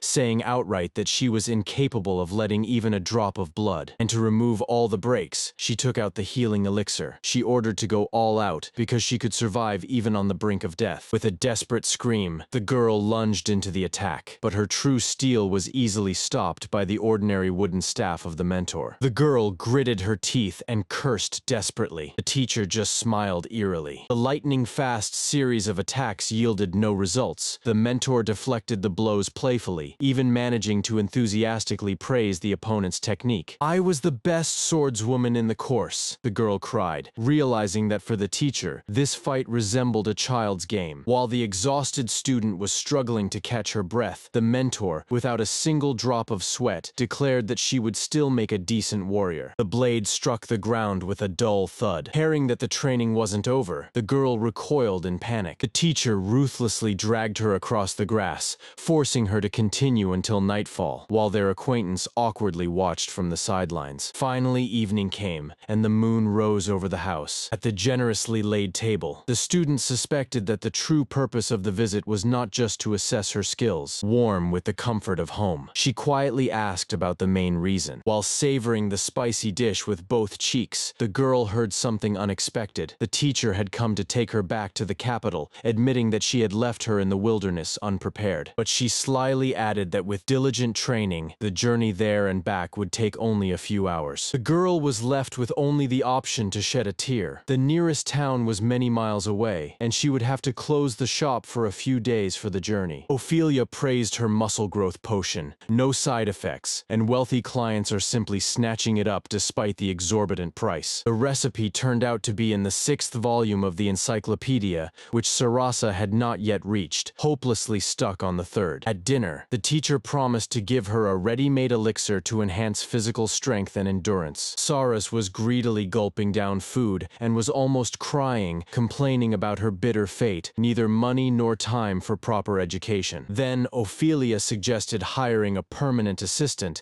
citing her loyal partner Maria as an example. The idea of delegating daily routines has firmly taken root in my mind. Sarah suddenly froze. If Maria has been working with her since the very beginning of her career, then how many years has this ageless woman actually lived? Ophelia did not notice her suspicions and stated the second purpose of her visit, to establish a magical teleport in the shop. The teacher carefully covered the sleeping girl with a blanket, advising her one last time to find a reliable person nearby. This teleport turned out to be an artifact of the highest complexity, worth a staggering 32 million. Due to strict restrictions and the ban on transporting live beings, it was mostly used only for mail. Ophelia promised to buy all the collected materials at high capital prices, which nearly made Sarasa cry with joy. A light touch to the floor, and the complex magical circle instantly activated. After finishing her work, the teacher smiled and prepared to listen to stories about her young student's independent life. Moved to tears, Sarasa gratefully clasped her hands and secretly rejoiced that the mentor would hardly charge her for setting up such an expensive teleport. At night, Sarasa stood in front of her new shop and smiled as she wondered where to begin. And in the morning, the teacher stunned her. She dumped a whole pile of bags filled with coins on the table, having bought up all the supplies and giving a generous advance payment. The edge of the cloak fluttered above the table with flasks. The woman with a sly smile turned around because she almost forgot something important. The mentor left, waving goodbye cheerfully, while the girl only watched her go, regretting that she wasn't allowed to handle the business on her own. The command of the teacher to practice diligently and improve skills before her next visit still echoed in their ears. With a skeptical expression on her face, Sarasa thought that sword waving hardly defines a true alchemist, but she resigned herself and went to refine her strikes. The leaves rustled softly. I remembered a conversation from a week ago when Sarasa complained that she had no time for training because of the store. Then Lorea enthusiastically exclaimed that she was ready to substitute for her. She assured that her parents would easily manage their business without her. And today, the girl's father, Darn, personally visited Sarasa to thank her for getting his daughter a job. The man smiled warmly. Saras admitted that she was afraid to pay the child more than the adult peasants, even though Darn was citing high capital incomes as an example. As soon as a generous bet for Lorea's literacy was announced, he nearly turned gray from fear and desperately waved his arms. It suddenly occurred to Sarasi, such money would make the child a target for envious people. The imagination immediately painted a tearful Lorea who was calling for help in panic. In the darkness, the eyes of the greedy crowd gleamed predatory. Having dispelled these horrors, Sarasa happily squeezed her friend's hands. Lorea was officially accepted into the alchemical shop. She proudly declared that she would pay her assistant a little more than her peers, as her abilities were worth every penny. At the table, Sarasa warmly finalized the agreement, officially bringing Lorea into the alchemical shop. The alchemist calmly stirred the potion in the cauldron, pleased that her assistant had taken on all the routine with the ingredients. Lorea just admitted that she is afraid of robbers because of the large sums in the cash register. In her free time, she eagerly finished reading the 4th volume thanks to the books from the teacher. The owner only smiled predatorily. The shop had a powerful magical protection that wouldn't kill a thief, but would make him beg for death. While the girl innocently squinted, a random client behind her nearly turned gray from horror. The woman's face twisted in panic, and here the door burst open with a bang at the cry for help, causing the frightened visitor to immediately flee deep into the hall. A bloodied group burst into the store. A man barely stood on his feet under the weight of an unconscious girl, leaving red puddles on the floor. The alchemist immediately dismissed the jokes, ordered Lorea to take the extra people out, and commanded to urgently lay the wounded on the floor. Quickly glancing at the body, she swallowed hard. The victim had not only been mutilated, but also poisoned. For a moment, fear flashed across her face. The state of the wounded turned out to be much more serious than it seemed. The tearful companion handed her a bundle and desperately begged to save Iris. She was trembling, choking on hysterical tears. In the bundle lay a left arm torn with flesh and bone, but the alchemist coldly stated that she would heal the girl if they were willing to pay a very high price. The severed hand lay gruesomely on the ground, roughly torn from the body along with the bone. bone. The blonde froze in horror, looking at her bloodied friend. The healer in the beret calmly examined the wounds and coldly stated that the treatment would be very expensive. The guy in the bandana exploded with curses due to such greed in the face of death, but the blonde sharply ordered him to shut his mouth. He was stunned with surprise. With tears in her eyes, she shouted that it was precisely because of their amateurish antics that Iris had to expose herself to the blow and tear her own body apart. The healer casually suggested choosing between saving a life and complete healing, and the blonde, in despair, screamed that she would give any amount of money to have her cured immediately. Having received consent, the doctor immediately got to work and sent the girls to the backyard for fresh water. She opened the cabinet with the medications. Ordinary ointments wouldn't help here, so she resorted to flesh regeneration elixirs, antiseptics, and a powerful antidote. The work was in full swing. While the assistant washed the blood off the severed limb, the healer generously poured a magical solution over the torn shoulder. She leaned over the unconscious Iris and poured the medicine directly from her mouth to Iris's, initiating the regeneration process. Without stopping for a moment, Sarasa poured one potion after another, while the stunned companions could not take their eyes off her. Immediately after this, the healer opened the next vial, preparing to administer the antidote and a means to restore strength. Another dose of potion with hissing seeped into the mangled flesh, initiating the restoration. The collectors raged, cursing the alchemists for demanding payment, even when someone's life was at stake. The girl alchemist calmly laid out her terms. They would go into the forest and repay the debt with rare ingredients. One of the mercenaries swung with a curse, but he was sharply stopped. The girl didn't even blink and coldly cut off any hopes that they shouldn't expect a handout. She harshly reminded that mercenaries venture into the thicket solely for money,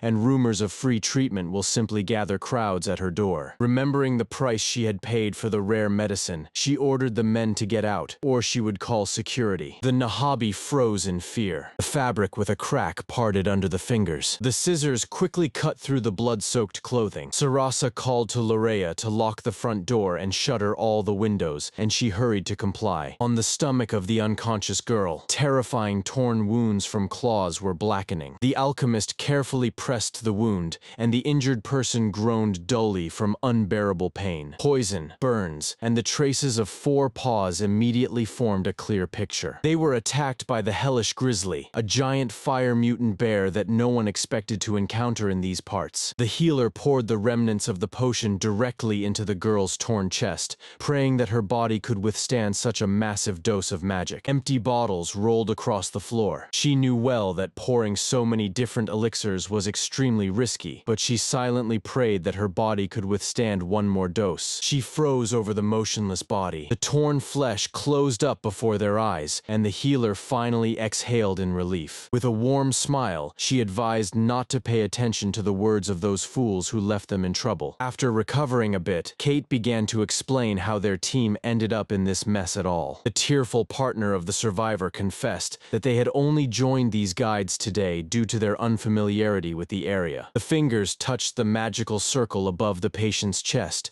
The pulse and breathing completely stabilized. Exhausted, Sarasa reassured Kate that the efforts were not in vain. Iris just needed time to come to her senses. The girl scolded herself in anger for her trustfulness on the wrong path, although she was tried to be comforted by the fact that the mercenaries at least did not flee from the grizzly right away. Realizing that her friend would live, she couldn't hold back and cried bitterly. Her fingers clung tightly to the rescuer's palm. The healer smiled gently in response. It was her first time pulling someone from that world, but she faithfully adhered to her mentor's rule: never show the patient her own horror. The alchemist allowed the guests to stay in the shop until the injured Iris recovered. Lorea eagerly picked up the wooden water trough. Kate suddenly turned around and rushed to their things. The guests were settled in the room upstairs. They brought in the things and carefully laid the unconscious Iris in bed. In the thick steam, the alchemist carefully wiped the hot skin of the unconscious Iris. Then the girls dragged her heavy, lifeless body up the stairs. Late in the evening, over a cup of tea, they finally exhaled after the horror they had experienced. At the praise for her steel resilience during the rescue,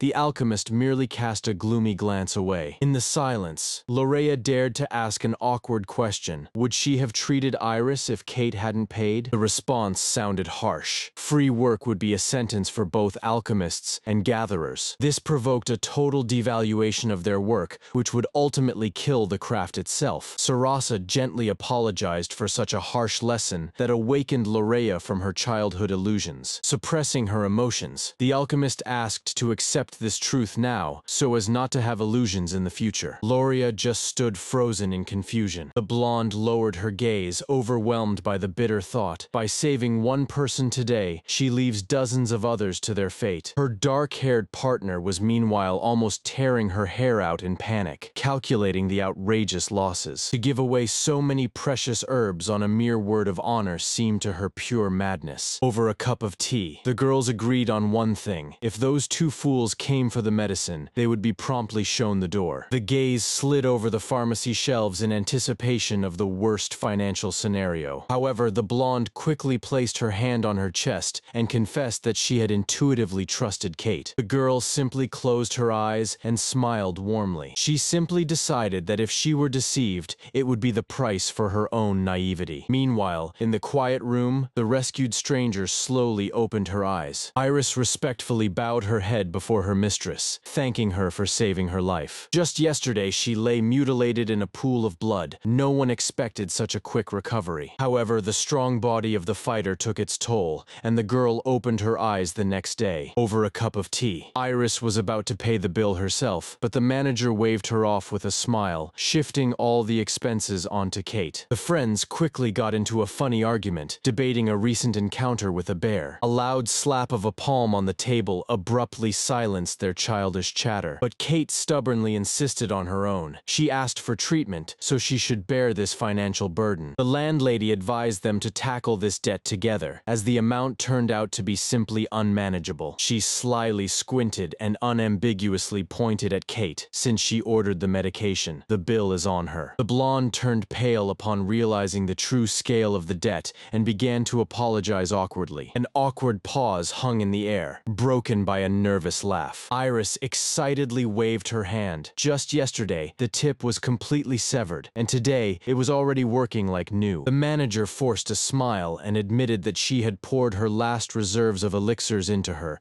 sternly ordering her not to take such risks again. In the end, she showed a bit of mercy and canceled the fee for her work, leaving her friends to cover only the cost of the herbs themselves. Pale Kate nervously swallowed, daring to ask about the total amount for the treatment. Saras casually announced the cosmic 20 million. At such a figure, the girls literally froze, as an ordinary farmer wouldn't earn that even in a century. The alchemist nodded in satisfaction, while the frightened debtors trembled and swore to work until their hands fell off. At the table, Iris humbly accepted the price. After all, they had reattached her severed limb and literally pulled her back from the other world. Saras gently placed her hand on her shoulder and confessed that she herself did not believe in success, but had to take the risk. Iris gently covered her palm with hers, sincerely thanking her for the rescue. Sara shone brightly, admiring this scene and enjoying the atmosphere of true friendship. Suddenly, Lorea leaned forward sharply, causing her friends to flinch in surprise. She asked if it was possible to grow back an arm without any remnants of the limb itself,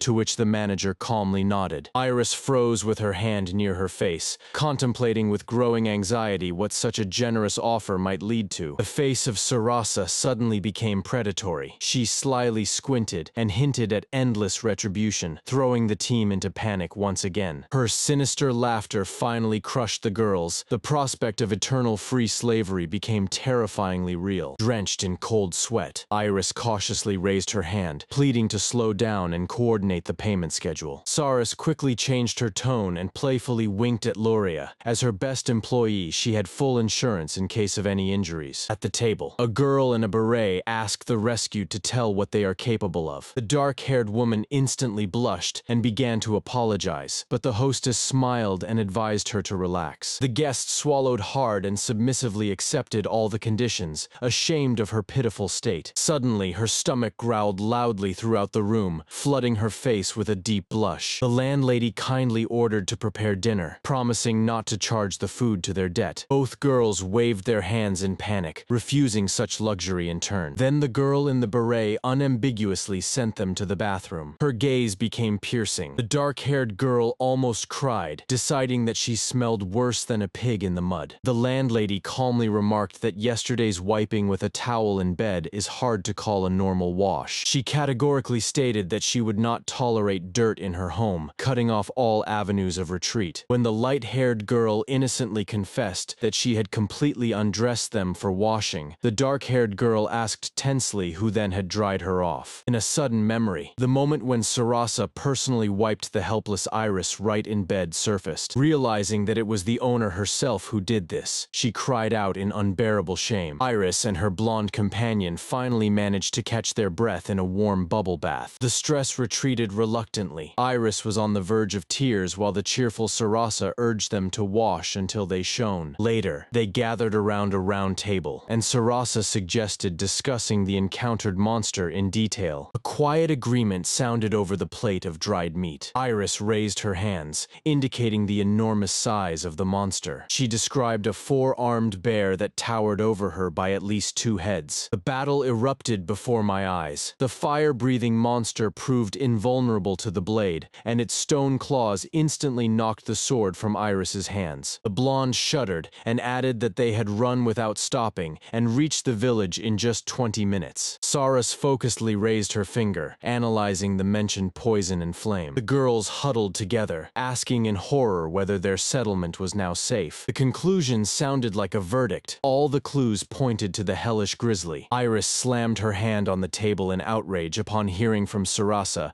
that for a real beast, he wasn't that dangerous after all. Only now did the blonde realize the terrible truth. In this world, beasts referred not to ordinary predators, but to unstoppable killing machines. But even Sarasa did not understand why such a monster emerged from the depths of the forest to the people, and this caused the greatest concern. A huge hellish grizzly approached too close to the village, forcing the girls to hide in the bushes. Saras was tense, realizing that only those who enter the forest themselves are at risk now. Lorea hopefully asked the governor for help, but Sarasa doubted that he cared. The authorities will not spend resources to save adventurers who voluntarily put themselves in danger. A cruel ruler ignores the cries of the people, while a good one eliminates the threat before it arises. Lorea covered her mouth in horror. Hearing the not very flattering assessment of the local ruler, Sarasa began to inquire about him in more detail. The mention that the first victim of the beast could be her acquaintance, the hunter Jasper, threw Lorea off balance. Sara rubbed her chin with a sly smile. Her friend trembled with panic, worrying for each villager as if they were her own. Suddenly, Sarasa cheerfully suggested to the girls to take a walk in the forest, which instantly put them in absolute shock. The enormous hellish grizzly tore through the space with a fierce roar. Meanwhile, the young alchemist with a joyful smile suggested to her friends to hunt this monster, instantly putting them in a stupor. The dark-haired girl was worried about how they would kill the beast, but the alchemist waved it off carelessly. One bear was not a problem for her. Kate blinked in bewilderment, unable to believe that the alchemist was really going to take down a grizzly bear with her bare hands. She was already calculating lethal blows out loud, pondering where it would be best to strike in order to gather as many valuable materials from the carcass as possible. The friends stared at her in fascination. The dark-haired woman was finally convinced. The rumors about the incredible power of alchemists turned out to be pure truth. She decisively slammed her hand on the table and volunteered to go along to help carry the trophy. The alchemist cast an expressive glance at the blonde. She nervously swallowed her saliva. The alchemist gently reminded Iris of her recent wounds, but the dark-haired one intervened, saying that one can drag the carcass even without a full recovery. The alchemist panicked mentally. She had expected her friend to refuse Iris's invitation to go, not the other way around. Iris cheerfully jumped up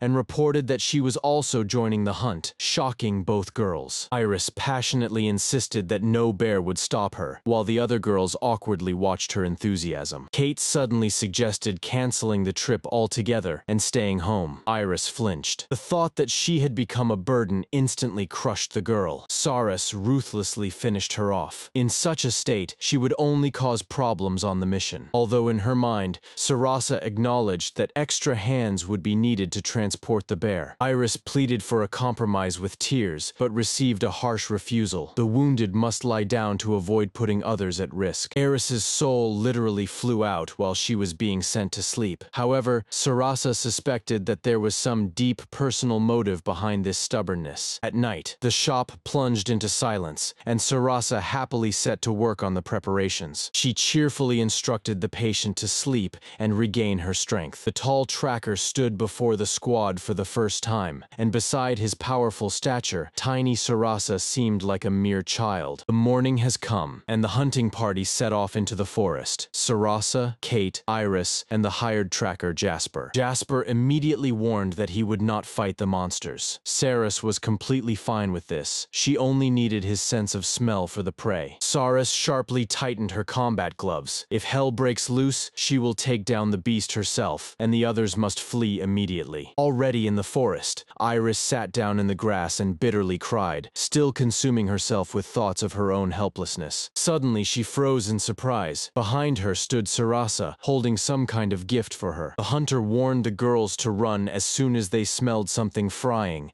to which Sarasa only smiled carefreely, while Iris burned in the background from her own worthlessness. Iris desperately argued that she was capable of carrying more than one glass, but Sarasa assured her that alchemy had already lightened her load. Instead, she handed the girl a small jar so that she wouldn't be a hindrance in battle. It turned out to be an insect repellent, an unexpected bestseller in her shop. For Iris, this request became a lifeline. She almost cried from happiness, feeling needed. The girl proudly thrust out her chest and burst into laughter, promising to keep the treasure, after which Sarasa asked Kate to show the way. The boots quietly rustled along the forest path. After half an hour of walking through the thickets, they came across the first traces. The hunter suddenly stopped and pointed ahead. The ground was generously soaked with blood. Kate recognized with horror the place where the beast had attacked them. Peering from behind the tree, the man estimated the monster's size and fearfully asked if Sarasa was seriously planning to fight it. Seeing the giant furrows from the claws on the grass, he nervously swallowed. He was drenched in cold sweat, and while the satellites panicked, Sarasa merely thoughtfully placed a finger to her lips. Killing the monster is not a problem. The only question is how to do it cleanly. Iris, with tears of joy, clung to her sword, murmuring that she could not live without her delight. Suddenly she flinched. A foreign voice from the side calmly agreed that the blade was indeed valuable. Turning around, the girl saw the manager with a sly smile. With the sound of a blow to the head, Iris recalled her own fabrication about the accidentally lost weapon. Drenched in cold sweat, she tried to justify herself, but the boss already recalled that on the day they met, the girl came to the store empty-handed. The blonde playfully waved her hand, while the frightened Iris desperately swore that she had gotten the job not through tricks. Instead of anger, words of joy rang out, and the repentant swordswoman fell to her knees, begging for forgiveness under the reproachful gazes of her companions. The manager warmly hugged her, and the touched Iris cried out loud in the whole forest. After a long pursuit and tears, the mustached mercenary grimly stated, "Bears never abandon their prey." He recalled the terrifying rumors about the hellfire grizzlies that would chase people all the way to their homes if they took their food. As the group moved through the forest, Iris was still quietly sobbing in her supervisor's embrace. The mercenary pointed to the giant paw print. The predator had chased the girl right to this spot. Sitting by the track, the man noticed something strange. Here, the bear abruptly changed its route and went away. The manager raised her finger and seriously warned that these wild beasts are extremely aggressive and never give up easily. The girl alchemist explained to the hunter, unlike ordinary animals, monsters do not flee but cunningly attack from behind. The hunter noticed fresh tracks and tensed up, as a dangerous beast was wandering too close to the village. The alchemist instantly activated the search magic circle. A small fluffy sphere flew out from her palm. The radar beeped quietly, target found. She moved forward carefreely, allowing the hunter to follow on the condition of complete silence. The man openly doubted the combat skills of this fragile child,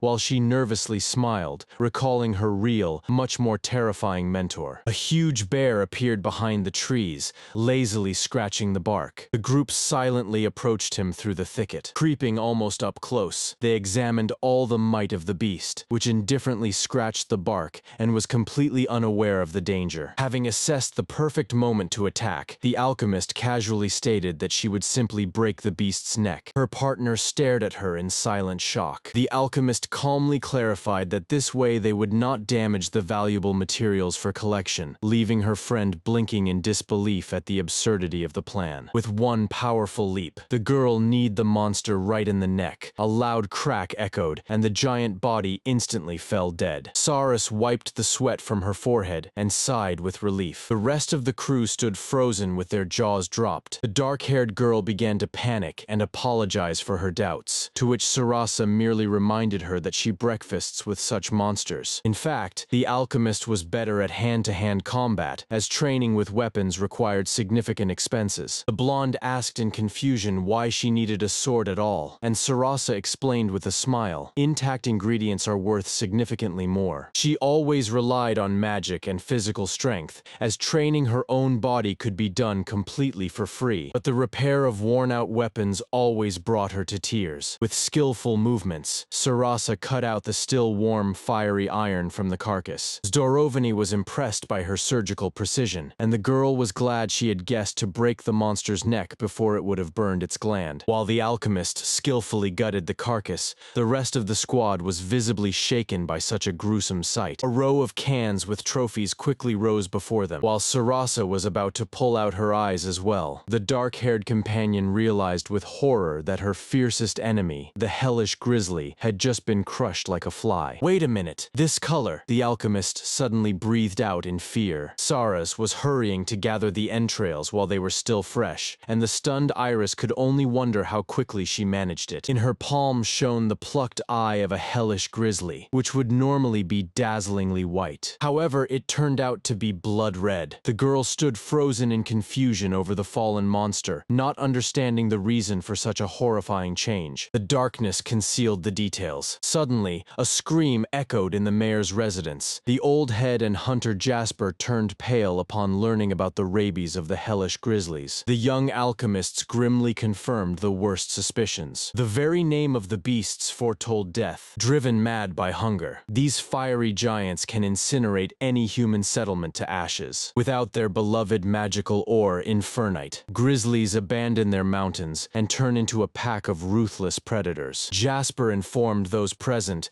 that the bear he had killed was only a scout, and soon a herd of up to 100 heads would burst in here. In the glass flask, the evidence of their madness gurgled dully. The measure broke a cold sweat. The bear's eye, filled with blood, ominously froze in the liquid. The countdown has begun. The herd will attack in less than a week. The hunter will not hold out alone, and the reinforcements from the governor simply won't arrive in time. Hope flared up and immediately faded. Sarasa admitted that her endurance would not be enough for an open, protracted battle against a whole horde. The simple peasants with pitchforks were of no use in battle, so the village critically lacked warriors. While the mayor cried a waterfall of tears over the empty treasury, Sarasa confidently smiled and promised to call her colleagues for help on her own. Saras thoughtfully touched her lips and suggested asking the gatherers for help. Her idea instantly ignited enthusiasm in the girls and elicited a sigh of relief from the old man. She decisively slapped the book on the table and laid out the plan. They would hire local hunters, promising them all the valuable materials from the killed bears. Sara quickly sketched a drawing on the board, explaining how the fire crystal would lure the monsters to one point for an ambush. The girls figured that the local hunters would surely envy the valuable materials from the killed bears, so luring them into a fight would only be possible with a generous reward. The girls smiled warmly, stating that she would never abandon her own. The old man anxiously begged her to flee and save her own life while there was still time. But before Sarasa's eyes flashed the faces of the locals,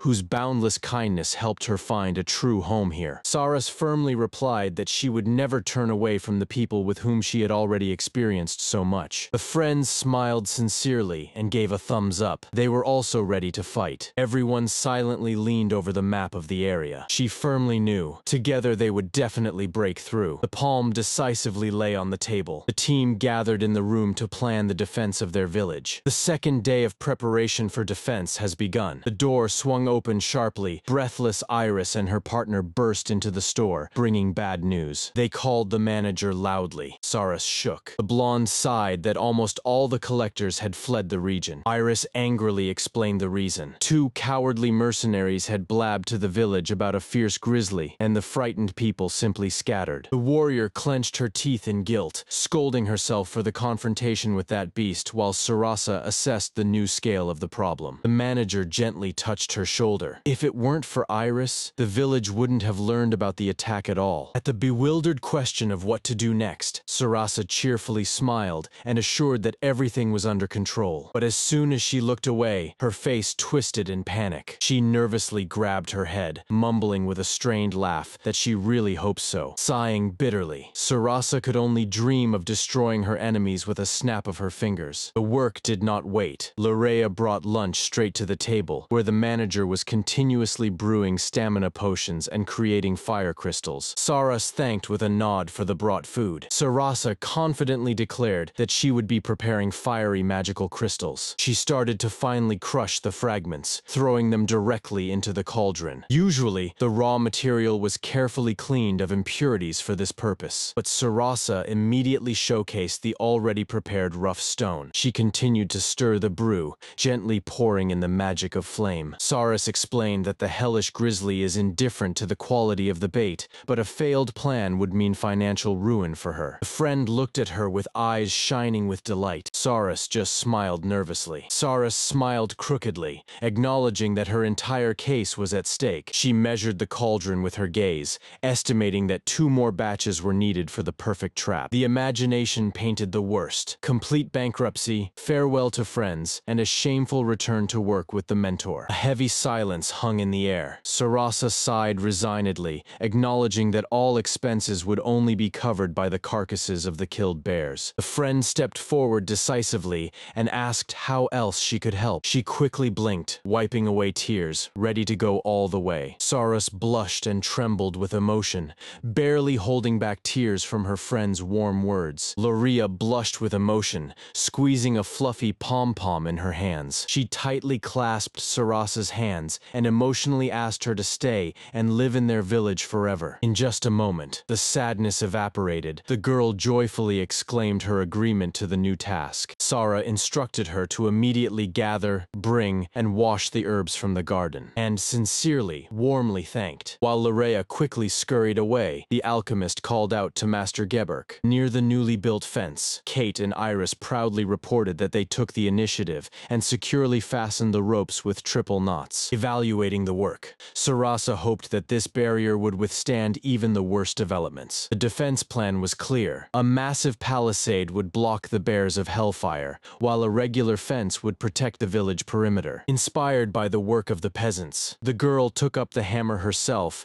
and began to enthusiastically crush the black ore. She sharply shook her head, driving away untimely pessimistic thoughts. Amid the loud crunch of broken stone, a piercing whistle sounded on the 4th day of preparation. The long-awaited signal was finally given. With a fighting spirit, Sarasa loudly announced to the bears a swift destruction, while the surprised Lorea blinked in confusion behind her. Sara struck the table with a bang. She sternly ordered Lorea to go upstairs and not to stick her head out. Inserting a signal whistle into the girl's hand, she went outside, hoping that the barricades would withstand the bear attack. She stopped, as if rooted by the wooden palisade. The peasants did not flee. A confident murmur of voices echoed around. The dark-haired warrior has already placed her palm on the hilt of the sword. In the middle of the square, full barrels of water were prudently placed. Andre grinned widely in response to the alchemist's bewildered gaze. "Yo, Saraso," he exclaimed joyfully, raising his hand. The guys assured one another that they wouldn't abandon their friends in trouble, and they are not alone here. One of the friends slyly reminded Sarasa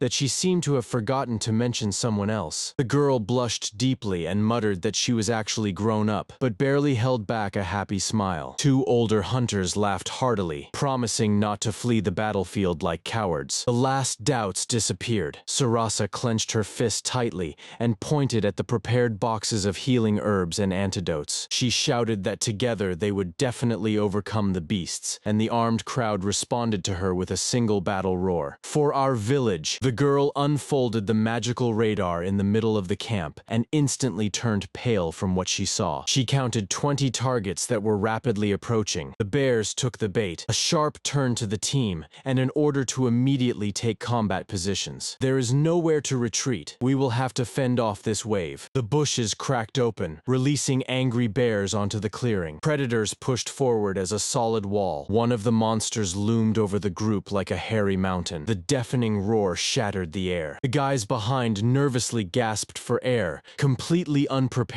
for such a large enemy. The girl didn't even flinch. She formed her fingers into a gun and released a power charge. Direct hit. The shell struck the beast forcefully right in the snout. The monster roared in pain and staggered back, while she confidently maintained her fighting stance. The girl stared in surprise at her sword. The head of the giant bear had flown off so easily from her strike, as if it were a cork from a bottle. Having hidden her shock, she turned to the stunned crowd, and with feigned confidence urged them to hold the line, for these hellish grizzlies could be defeated. As if in response, two massive beasts tore through the air with a fierce roar. The dark-haired warrior raised her weapon, and with a battle cry charged into the attack alongside her squad. The fighters, pushing together, struck with their shields and pinned one of the grizzlies tightly against the sharp fence, impaling it with a spear. The dark-haired girl exclaimed joyfully upon seeing Kate's arrow perfectly pierce the beast right in its vulnerable spot. The swordswoman only smiled nervously, mentally mourning the 80,000 coins just lost due to the torn skin. On the roof, the archer focused and drew the string again. The lost prophet will have to be compensated with bare eyes. With this thought, the warrior sliced through another monster with a single swing. Meanwhile, the dark-haired warrior, with a frenzied scream, plunged her blade straight into the eye of the grizzly pressed against the wall. The carcass fell heavily to the ground, and the fighters shouted triumphantly, realizing the tactic, to corner the monsters and finish them off together, while the villagers were dousing the fences with water to extinguish the fire. Hope for victory grew stronger, but the swordswoman suddenly looked around anxiously. The fires of dead bear bodies began to clutter the land with dead weight. She clenched her teeth in despair. The more monsters they killed, the faster the battlefield turned into an impassable trap. Andre was struggling to catch his breath after the fight, when suddenly the girl sharply raised her hand and commanded everyone to retreat behind the fence. The wooden fence ominously creaked under the blows of the monsters. She shouted to the fighters that half of the enemies were already dead, encouraging the defenders. As soon as they started talking about the strength of the barricades, a disturbing whistle cut through the air. Everyone immediately turned to the desperate call for help. Someone rushed forward, trying to see the breach. A deafening roar echoed. The girl exclaimed her friend's name in horror. Iris was thrown back with a scream, and she slid on her back across the ground, clutching the shard of the broken sword. Iris assured that she was fine, and nodded forward. Now it was her friend's turn. From the cloud of dust emerged a giant four-armed bear, fiercely baring its jaws. The girl took a deep breath, and with an unexpected smile, ordered the boys to take the fighters away and rescue the wounded. She confidently turned her gaze to the giant, stating that she would handle him herself. The fighters immediately rushed to carry out the order, pushing other monsters away from the damaged fences. The young man exclaimed that they would return as soon as possible. The dark-haired Iris clenched her teeth and nodded briefly. The blonde sent her to assist others while she intercepted the sword, straining to listen to the vibration of the earth. With a deafening roar, a giant grizzly rose before her. The girl was covered in sweat and took a cautious step back, but in a moment, she suddenly lunged forward, shooting a water balloon. The spell struck the monster right in its gaping maw. While the bear blindly recoiled, she swiftly darted past its massive body. The sword sliced through the air with a whistle. The blade merely glided over the hard skin, leaving a tiny scratch. The beast instantly struck back. A giant paw crushed the stones, but the blonde had already landed softly further away. She smiled boldly, anticipating a crazy profit from the rare parts of this monster, although she understood perfectly. If the magic ran out, and even one blow hit, there would be nothing left of her but a bloody stain. She circled around the giant bear with quick jumps. The beast turned its head in confusion, searching for her with its eyes. That girl suddenly appeared right next to him. A fierce scream echoed. A powerful energy blast struck the monster right in the mouth. The stunned beast braced itself, and she fired a double power shot into its chest at point-blank range. A lightning strike of the sword sliced through the enemy, splattering blood. A huge carcass fell to the ground with a thud, and the exhausted winner immediately reached for her bag. She was gasping for air, barely staying on her feet. In one gulp, the girl drained the bottle of potion. Her fingers feverishly fumbled for the next bottle. Sudden darkness, acute pain impulse. Consciousness was shattered into pieces from unbearable agony. The dark blade sliced through the air. She swallowed the potion and grimaced from the bitterness. The thought even crossed my mind to add honey to it so that the drink would sell better. The battle raged on. People near the palisade desperately held back the onslaught of giant grizzlies. The girl quickly looked around. Drawing her sword, she moved around to strike the monsters from behind. Suddenly, the air was pierced by a new sharp whistle. She grew cold.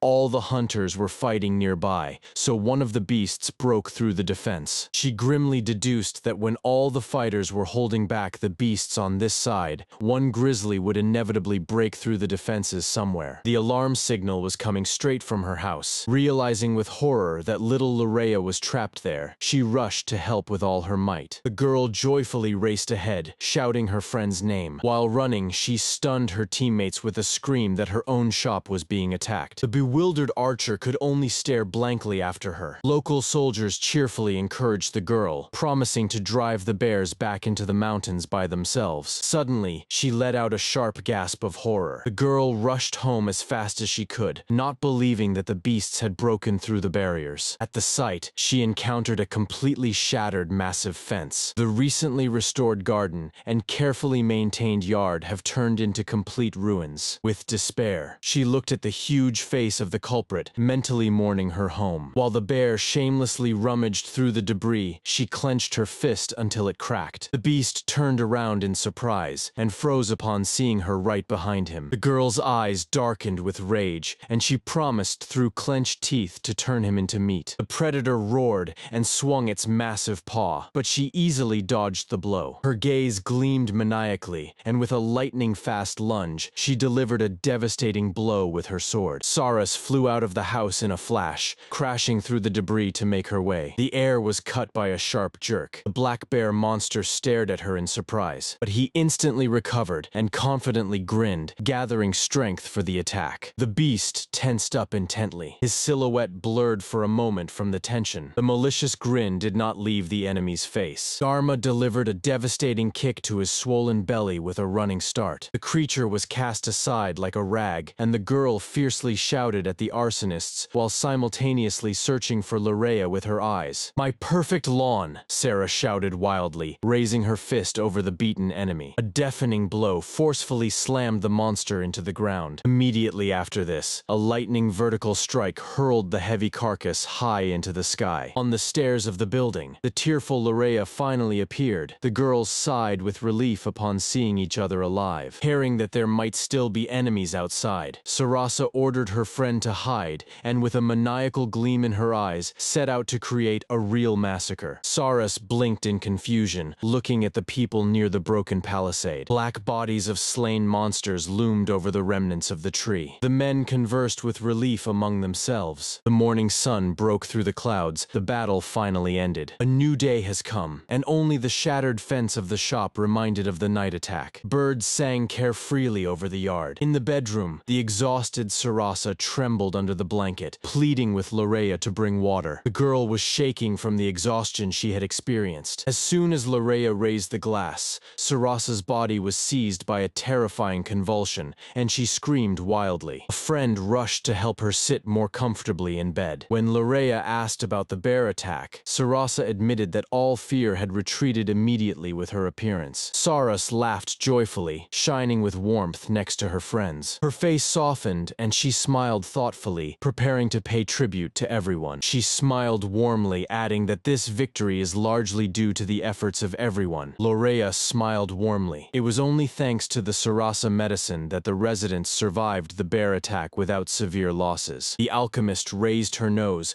boasting about her impenetrable protective seals, to which Lorea dryly reminded her of the hole left in the wall by the beasts. Saras awkwardly looked away, and admitted that she wouldn't have managed without her friend's help. Then she brewed the potion until she was completely exhausted, so there were enough healing supplies for all the wounded. The girl was most pleased that she had managed to prepare complex alchemy alchemical antidotes in advance. Suddenly, there was a rumble at the door. Sarasa was just complaining about how uncomfortable she felt receiving care from the younger Lorea. Iris joyfully burst into the room with a basket of wild strawberries, and behind her, Kate entered timidly. Fully healed, Iris clenched her fists resolutely and began to plead for any job to work off the debt for her rescue. Kate panicked, realizing that they wouldn't be able to afford the rent as well, but Sarasa immediately stopped her. The alchemist suggested that they simply move to her shop. The collectors exchanged surprised glances, listening to the simple terms. Free shelter in exchange for regular supplies of materials. Sarasa clenched her fists with hope and asked them to become her first official employees. Iris bowed respectfully, and Kate, with a broad smile, promised never to let the new manager down. Saras shed a tear of emotion. She had finally found her own reliable team. The girls gathered by the bed, rejoicing in their happy times together, while Sarasa warmly realized that from now on, her cozy shop would be much noisier. She greeted everyone on board her alchemical shop with a loud hooray, while her friends in the background comically bumped foreheads. Long before the Sarasi appeared in the village of Yoke, the days dragged on gray and slow. Lorea stood on the porch of her shop, vainly huddling against the icy wind. Turning back to the counter, she sadly propped her cheeks up with her hands. In such a dead season, there was no point in expecting customers. Suddenly, the sky broke with a deafening wall of rain. Heavy drops monotonously beat on the leaves. The sudden appearance of a tall figure in a long cloak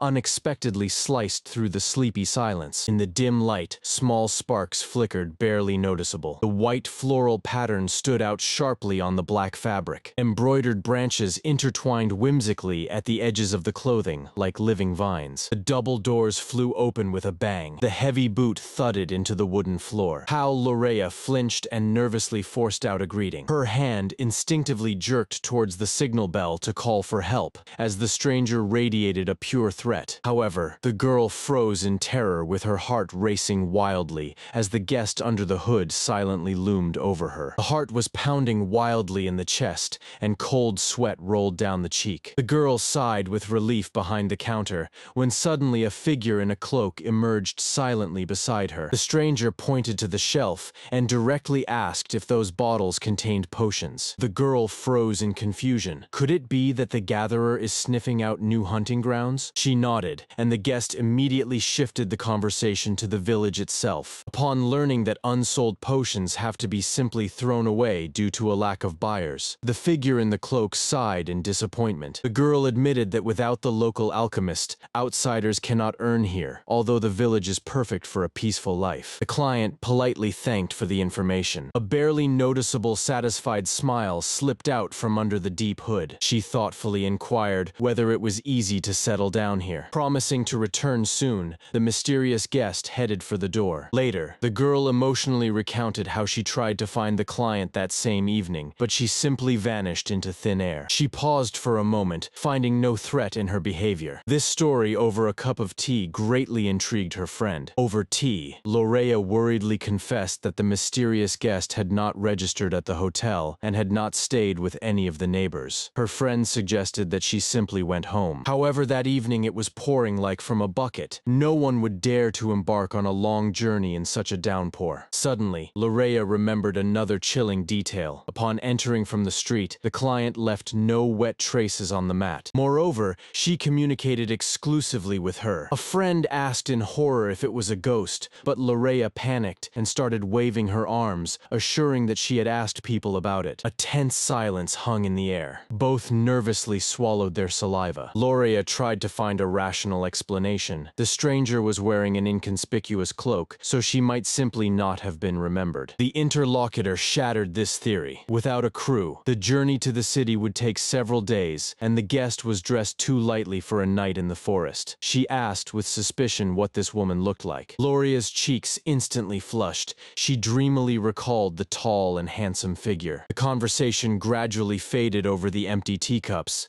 and the mysterious visitor remained an unsolved mystery for them that rainy evening. The friend sighed wearily, realizing that all this mysticism was fueled by a sudden infatuation. The girls stood in surprise, surveying the cleared area around them. Instead of the wall of their shop, there was now a huge hole. The friends grimly grimly summed up the destruction. Several damaged facades, one half-destroyed house, and one completely burned-down house in the village. It was only left to guess how the other buildings survived the attack. The Sarasi store suffered the most, although it was comforting that the destroyed neighboring houses stood empty. The girl resolutely headed to the elder's house because she needed money for repairs. She already has a clear plan. The foreman greeted the guest with a friendly smile. Over a cup of tea, he thoughtfully inquired about her well-being. Saras immediately got down to business. She was going to sell alchemical ingredients to distribute money to the peasants and mercenaries who remained to hold the defense. It's time to negotiate the distribution of the main trophy, the carcass of the Hellfire Bears. To her great surprise, the elder simply allowed them to take all the collected materials. The girl hesitantly suggested keeping at least 40% for herself, but the man stopped her with his hand. With warm gratitude, he assured her that no villager would dare reproach her. The mayor sat opposite Sarasa, overflowing with thanks. She had personally laid most of the grizzlies, although the girl herself modestly denied her merits. Outside work was already in full swing. The peasants were busy dismantling the carcasses of the monsters, horrified by the size of the torn hides. The elder cautiously inquired whether the young alchemist would part with this bounty for the benefit of the village. The sale of meat and fur would easily cover the repairs and the collector's services, to which Sarasa readily agreed. Suddenly, the mayor became gloomy, realizing the main problem. The meat can be salted, but what to do with the skins? He sighed heavily, acknowledging that getting rid of such a mountain of material would be extremely difficult. Usually, external trade was handled by Lorea's father, Darna, but even for his shop, it was too much. Then Sarasa confidently struck her chest and declared that she would handle the skins herself. The elder almost cried with happiness, calling her a savior, while the girl just smiled determinedly. Soon, she was already returning to her native shop. Having laid out the brought prey, Sarasa began to sort through the fur. In total, there were 28 pieces collected. The sorting result completely satisfied her. 7 perfect, 10 good, and the rest were acceptable options. The work was interrupted by a terrible stench. Lorea grabbed her nose while Sarasa awkwardly explained the specifics of alchemical scents. The assistant had no choice but to accept that the mistress had bought all the skins of the hellish grizzlies just to save the mayor from trouble. The alchemist smiled warmly at Lorea, rummaging through her basket. As she saw her friend to the door, she decided to remain silent about the fact that the money given to her was actually payment for skins. At the counter, Sarasa was negotiating for a heavy load of skins, assuring that she could handle it herself. The door closed. Left alone, the girl joyfully announced the start of the preparations and proudly stood before the giant cauldron. A single precise flick of the finger instantly ignited a magical fire under the stove. The necessary potion flowed into the cauldron in a thin stream. Then she swung and poured a full bucket of water there. Grabbing a large ladle, the girl began to stir the bubbling brew with all her might. Hand washing took a lot of time, but thanks to alchemy, it easily and cheerfully cleaned the wool. The result was perfect. The dirt was gone, and the acrid stench dissipated without a trace. The patterns on the black metal of the cauldron gleamed brightly, spreading another hide before her. Sarasa thoughtfully examined it and considered what to tackle next. In the cauldron, the brew was bubbling again, and the alchemy was slowly cleansing the wool that had been immersed in it. Sarasa threw some fire under the cauldron and began to process the next batch of fur. Saras was intently stirring the brew in the cauldron, pouring in magic to dissolve all the excess. With one motion, she joyfully pulled an perfectly clean skin out of the water. But ahead was summer, and the fiery fur risked simply gathering dust in the warehouse. Suddenly, the girl was struck by a thought. A familiar trader from the capital had promised to buy any goods at a good price. Soon, the magical circle burst into bright flames, releasing packages with the long-awaited payment. For his trophies, Sarasa exchanged cash and ingredients, and specifically traded one of the skins for warm grass seeds. Lorea returned to the store and found her friend reading a letter. Upon learning about the huge amount amount, the girl began to scold Sarasa for dangerous outings with money alone, until she noticed a familiar trophy on the table. It was the same bear skin, and the alchemist offered to evaluate the result. Lorea timidly stretched out her hands and gasped in awe. The fur became surprisingly fluffy, lost the stench of the monster, and barely warmed the palms. Saras assured that a winter coat made of such material would be a real cozy piece,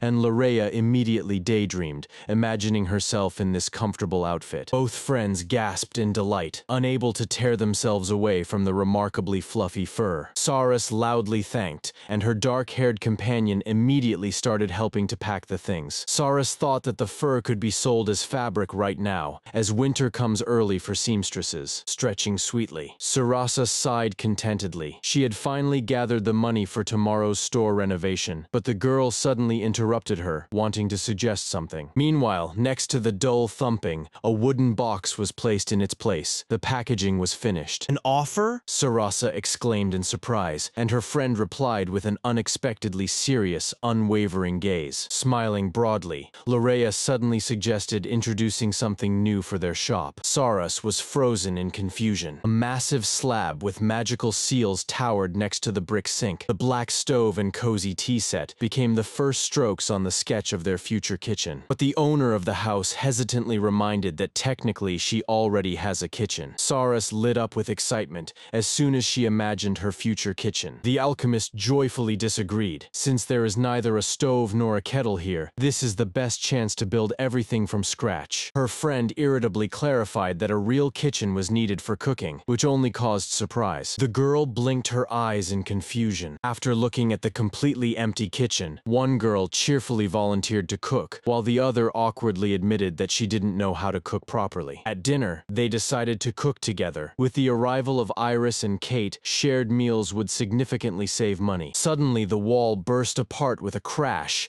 In a cloud of dust, a giant silhouette appeared with a hammer and loudly supported their idea. The girl's eyes sparkled with excitement. She joyfully clenched her fists, ready to get to work immediately. A familiar carpenter, Heberk, entered the room. His professional pride would not allow him to leave the home of the local heroine damaged, while the master was laying out the tools, promising to update the furniture at the same time. The girls eagerly set about planning the kitchenware. Sarasa suggested to Lorea to ask for anything for their new kitchen, promising to show the true power of alchemy, to which she modestly stammered about a regular oven. The alchemist joyfully noted the order, immediately promising to create a magical version right away. As soon as she suggested an automatic water pump, Lorea waved her hands in fear. For her, even a simple well was considered an incredible luxury. The idea of adding a bread oven finally threw the girl into a panic, as she had only seen such expensive items in the main city bakery. Ignoring her friend's shock, Sarasa calmly added a refrigerator with a freezer to the list, calling it a great exercise for her skills. She proudly raised the board with the final plan, having ultimately decided not to skimp on comfort. With a heavy clatter, the iron plate fell to the ground, and the girls politely thanked Master Jizdo for the materials. Forgetting the order, they immediately headed to the local forge. The surprised master and his assistant stood perplexed at the threshold. Nearby, his assistant, with a basket in her hands, also opened her mouth in confusion. Right up to them, puffing from the strain and counting steps, Sarasa and Lorea were dragging the heavy metal across the ground by themselves. The townspeople only watched the girls with their eyes as they stubbornly pushed the heavy iron stretcher all the way to the forge. Koval Delal only smiled kindly when the alchemist cheerfully reported that she had brought the foundation for creating a magical furnace. Hearing this, the woman with the basket curiously peeked out from behind the doorframe. The girl enthusiastically presented the magic stove. No open flames, no stuffiness in the summer, and complete control over the heat. The bakery owner instantly envied such convenience. The alchemist joyfully calculated in her head that such artifacts usually cost between 20 and 30,000. The woman shockingly asked again about the stated amount of 12,000. She sighed heavily, acknowledging that the thing was incredibly useful but too expensive. After examining the huge stone oven of the establishment,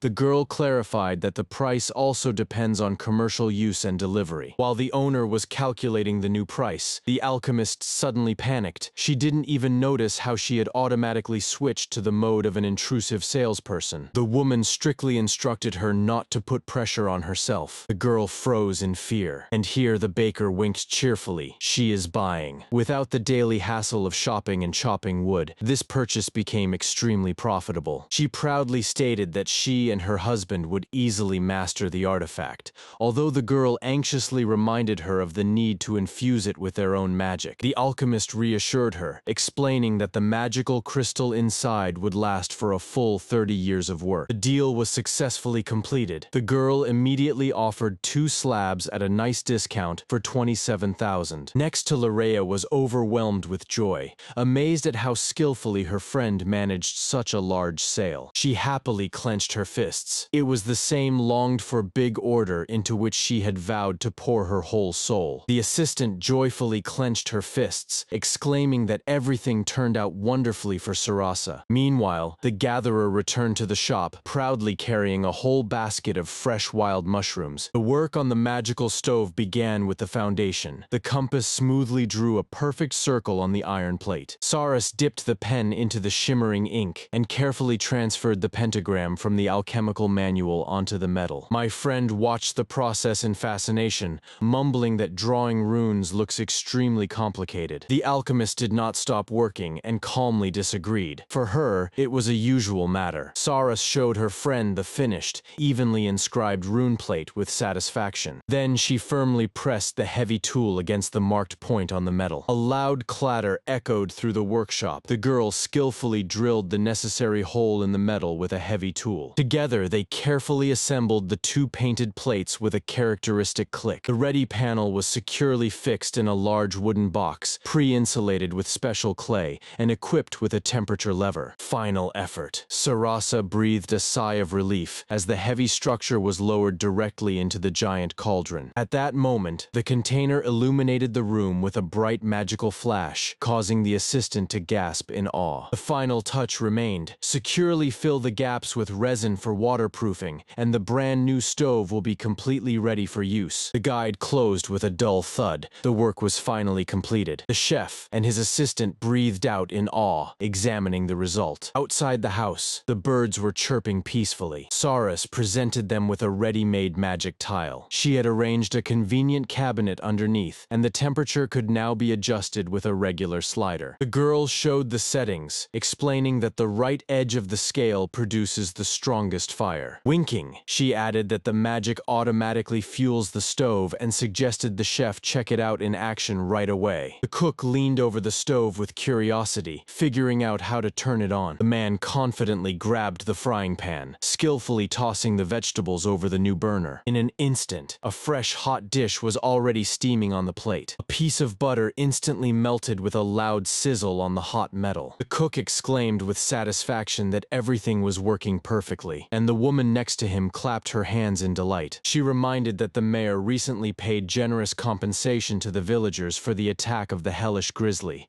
and this money appeared to them solely thanks to Sarasi. With a joyful jingle, the woman handed the craftswoman plump bags of payment, although the girl, bewildered by such an amount, hurriedly offered an installment plan. But the clients were not planning to save money. They sincerely thanked her with a warm smile for the wonderful work. Saras and her friend leisurely pulled an empty cart along the road. Suddenly, they were surrounded by a crowd of peasants who were thanking the girl for saving their loved ones. Joyful greetings echoed from everywhere. One of the men praised her healing potions and the very convenient idea of returning empty bottles. And then, with a smile, he handed her a ripe apple right into her hands. Saras was confused, but her friend assured her that people were truly grateful to her from the bottom of their hearts. It turned out that the villagers had long wanted to show their gratitude, but due to injuries and daily troubles, they simply had no opportunity. Looking at their warm smiles, the girl finally realized the villagers had fully accepted her. Smiling villagers stood around, who had long since accepted the girl with all their hearts as one of their own. She stood touched with an apple in her hands. Meanwhile, the villagers joyfully loaded their cart with a whole mountain of fresh vegetables. Later in the store's yard, training heated up. A girl was practicing heavy sword strikes with a loud shout. The building itself continued to be updated. Brand new sturdy doors appeared here ceremoniously, and on top of that shiny new furniture, a brand new magical stove was shining in the room. 3 girls were spellbound as they looked at the newly arranged kitchen. They praised the work of the craftsman enthusiastically, rejoicing in every detail of the interior. Loria was glowing. Her new kitchen turned out to be even better than she had dreamed. A friend in a beret suddenly reached into her bag and called out to Loria, and she handed her a thick cookbook with silver embossing. The girl froze in surprise. She tightly pressed the gift to her chest and promised to cook the most delicious dishes for everyone. It turned out that this tome was sent through a magical portal by her master. From this news, Loria shone even brighter. To immediately test the stove in action, my friend suggested boiling water. And before tea, she took out a whole bag of fresh cookies, recently bought in southern Straz, a crisp sound of sweets. The three of them finally sat down at the table, enjoying warm tea and perfect coziness. The girls eagerly devoured the treats, praising the familiar taste. She joyfully added a supplement for them, because something sweet is a must with tea. Suddenly, the girl in the beret stumbled, feeling that she had forgotten something extremely important. The girls were lively discussing the new cookie flavor and didn't notice at all that someone was already hurrying down the path to the store. However, the anxiety instantly dissolved with another delicious bite. The door swung open abruptly, and Iris appeared on the threshold with relief. She immediately asked to go to the bathroom, but froze in shock mid-sentence. Right in front of her was a large plate of cookies, and next to it, freshly brewed tea. Iris stood frozen at the door, staring in shock at the table set without her. The whole trio at the table froze guiltily with cups in their hands. The dark-haired woman panicked and grabbed her cheeks. She had completely forgotten to call Iris to the table, and now she ominously loomed over them. The deceived girl was trembling with rage. She clenched her fists painfully. A friend in a beret desperately waved her hands, justifying that this was not a tea party, but simply a coincidence of circumstances. The dark-haired girl clenched her fists, and with tears in her eyes, burst into tears, demanding her share of treats. Iris's gaze instantly fixed on the cookie that someone was holding in their hand. Kate, smiling, reassured that there were still plenty of cookies and handed over a full plate. In despair, she suddenly snatched the cookie right out of someone else's hands. "Then I'll do this." She abruptly shoved the prey into her mouth, greatly frightening the blonde. The girl chewed fiercely, her anger transforming into complete gastronomic bliss before my eyes. Of course, in her haste she choked and was seized by a cough while her worried friend rushed to give her water. The shop owner couldn't hold it in and quietly snorted. The chaos in the room only intensified. Another girl choked, a new flurry over tea began, and the dark-haired culprit of the commotion awkwardly apologized. Suddenly, the shop owner laughed heartily and brightly, causing everyone to freeze in surprise. Her laughter instantly spread to the others, and in a moment, the whole group was joyfully laughing together. Cheerfully, the whole quartet joined together for a communal feast. Finally, the long-awaited idyll prevailed. The girls with blissful faces took to the desserts. Watching them, the hostess smiled warmly. She was determined to conduct her affairs in such a way that both her friends and all the villagers could enjoy life every day. In the bright kitchen, a smiling chef and his assistant skillfully prepared food, appreciating every pleasant detail. And far from here, in a damp cave, two adventurers were relievedly clutching a life-saving alchemical potion in their hands. The store Saras continued to operate for such daily needs,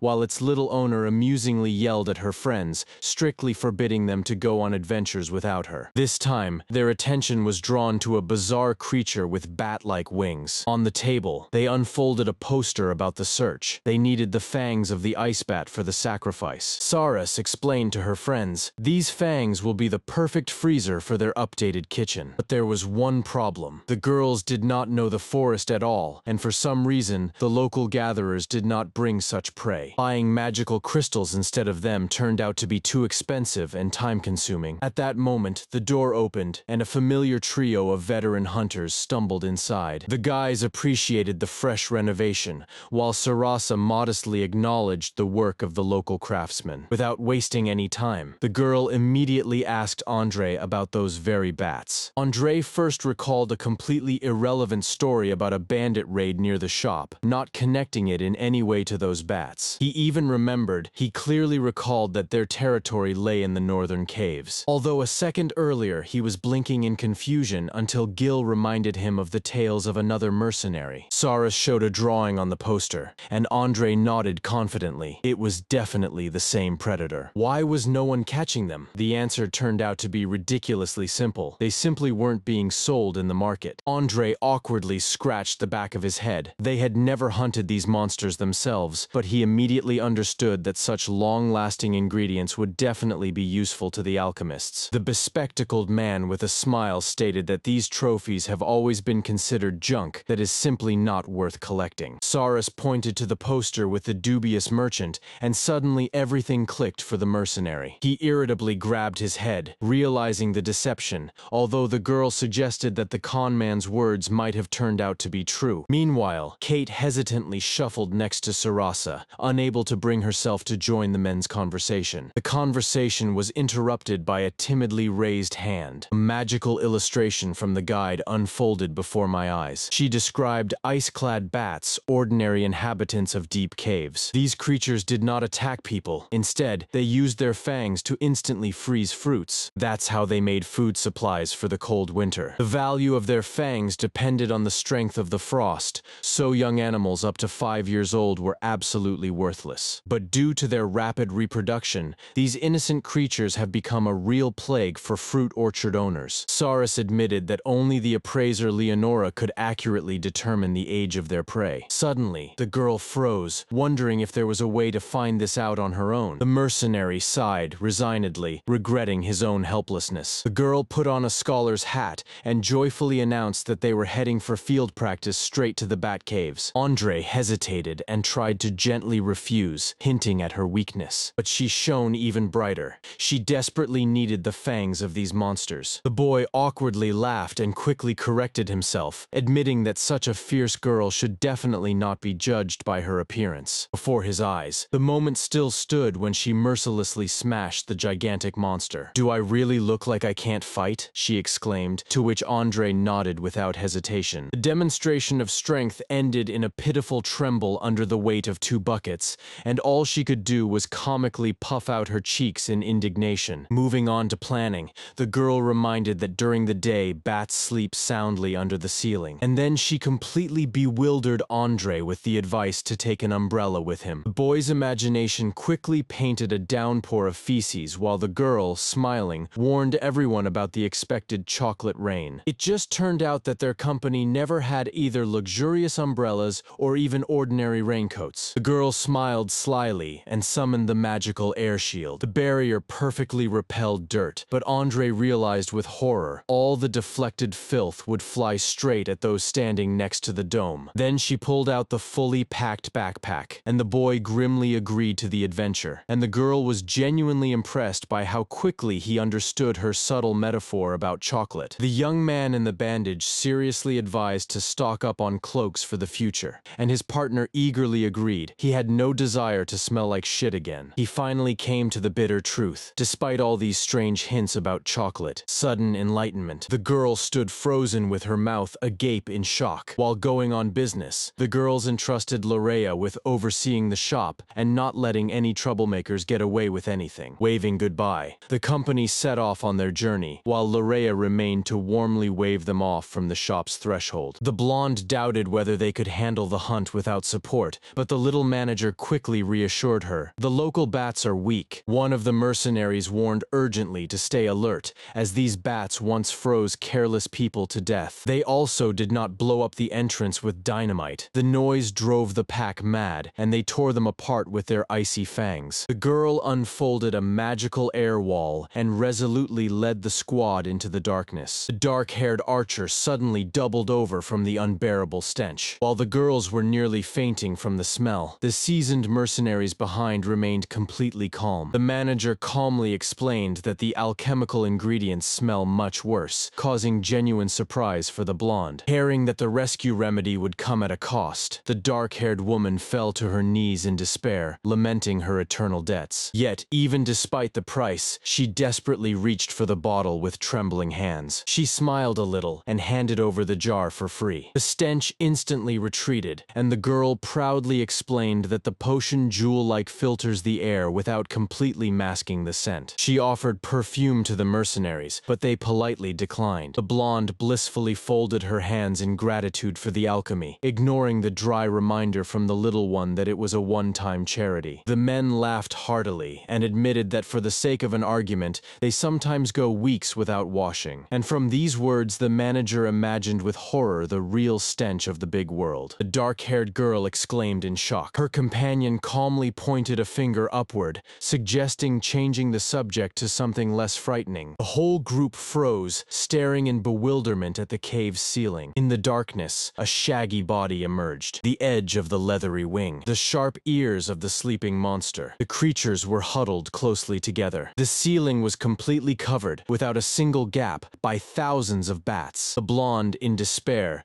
stated that it was impossible to find among this mass of 5-year-olds, but the girl with the staff urged not to give up. A quick wave, and a precise magical charge knocked down one of the monsters. With a self-satisfied wink, she explained that older bats have more mana, but immediately received a sarcastic reply. The rest of the group does not see magic. Then the sorceress lifted the carcass by the wing, clearly demonstrating that the age reveals a simply larger size. According to her, the target could be recognized simply by its body length. However, in a moment she awkwardly smiled and suggested a better method to compare their fangs. The group stared into the depths of the cave, searching for large bats, but to Sarasa, they all seemed absolutely the same. The girl leaned over the dead beast and explained, "The fangs of the young remain light, while in older individuals they fill with a deep blue color." She shamelessly opened the monster's jaws to demonstrate it visually. With a self-assured smile, Sarasa pulled off the glove. The truly valuable fangs were supposed to instantly scorch her bare fingers with cold. Sarasa cheerfully announced that the second sign of valuable bats is their devastating icy power. But as soon as she touched her tooth, she comically shook from the icy pain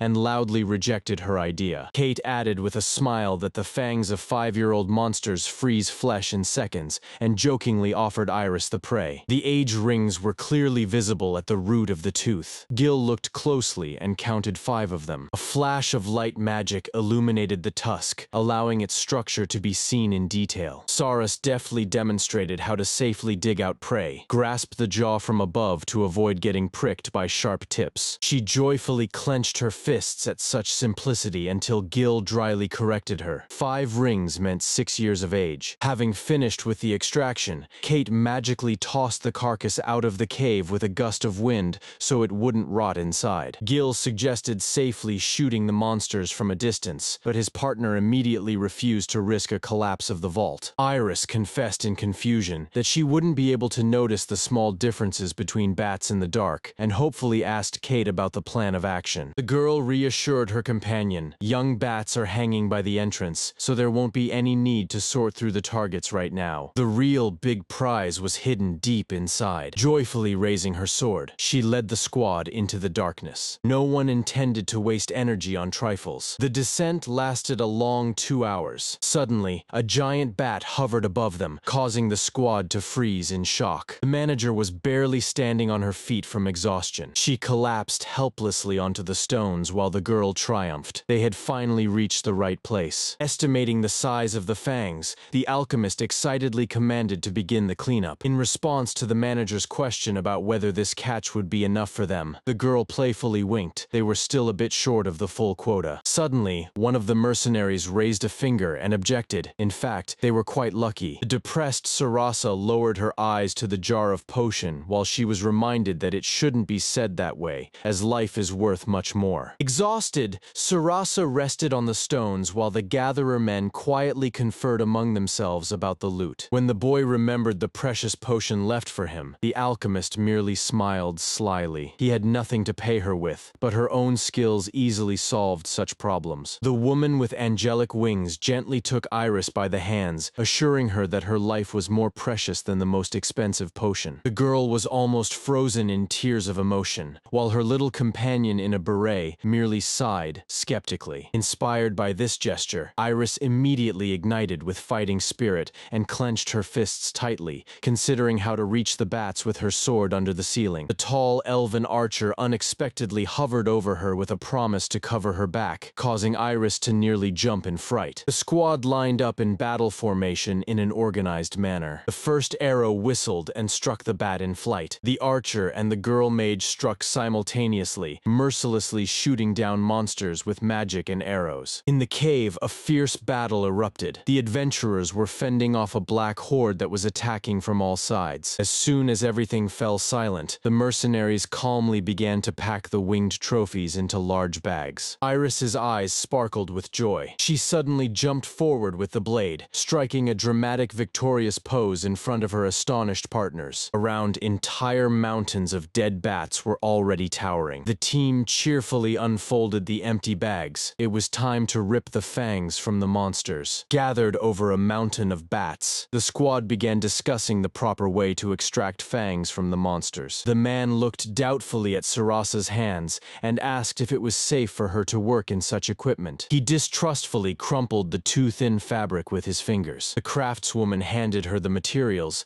noting that she had anticipated all the dangers in advance. The girl smiled joyfully and proudly declared that these were her handmade flexible gloves. She confidently spread her fingers, showcasing the perfect fit on her hand. This basic alchemical item, wonderfully protected against cuts, was perfect for fine work and cost over 3,000 coins. The intrigued collector immediately asked them to try it on. Pulling on the glove, he exclaimed with delight. The material did not restrict his movements at all. The man worriedly suggested that the artifact would drain mana, but the girl immediately dismissed these concerns. Saras explained that she constantly wears them while brewing potions, as the fabric does not restrict muscle movement at all. The client eagerly twirled his hand in hopes that the shield would withstand the fangs of the bats, and directly asked for the price. The alchemist mentally calculated the delivery costs from the capital. To avoid going into the red, she would have to ask for 3,800 coins and sell in dozens right away. But the man didn't even blink at such an amount, so Sarasa, with a sly smile, immediately offered a bulk discount. The collector happily promised to gather the remaining hunters for the purchase. People had extra money after the bear hunt, and such protection would be a real salvation in the caves. It took a whole hour of exhausting work to pull out the fangs. In front of Sarasa stood a mountain of shiny trophies. Saras was carefully sorting and laying out the acquired tusks on the fabric. The collector offered to sell his share of the loot immediately after returning to the store. Saras agreed easily. The boy tried to object because she had done all the hard work, but the girl waved it off. This is the price for the company. Then Iris and Kate timidly asked if they could cover the debt with their share of today's profit. The alchemist cleared her throat, businesslike. No regret. Just the sudden death of debtors would mean significant financial losses. The hunters solemnly vowed to preserve their lives until they paid off every last coin. Saras, with a sly smile, flicked Kate on the forehead. It will take a long time to work on the rescue, and she sincerely added that she is counting on new joint outings. Iris replied with tears in her eyes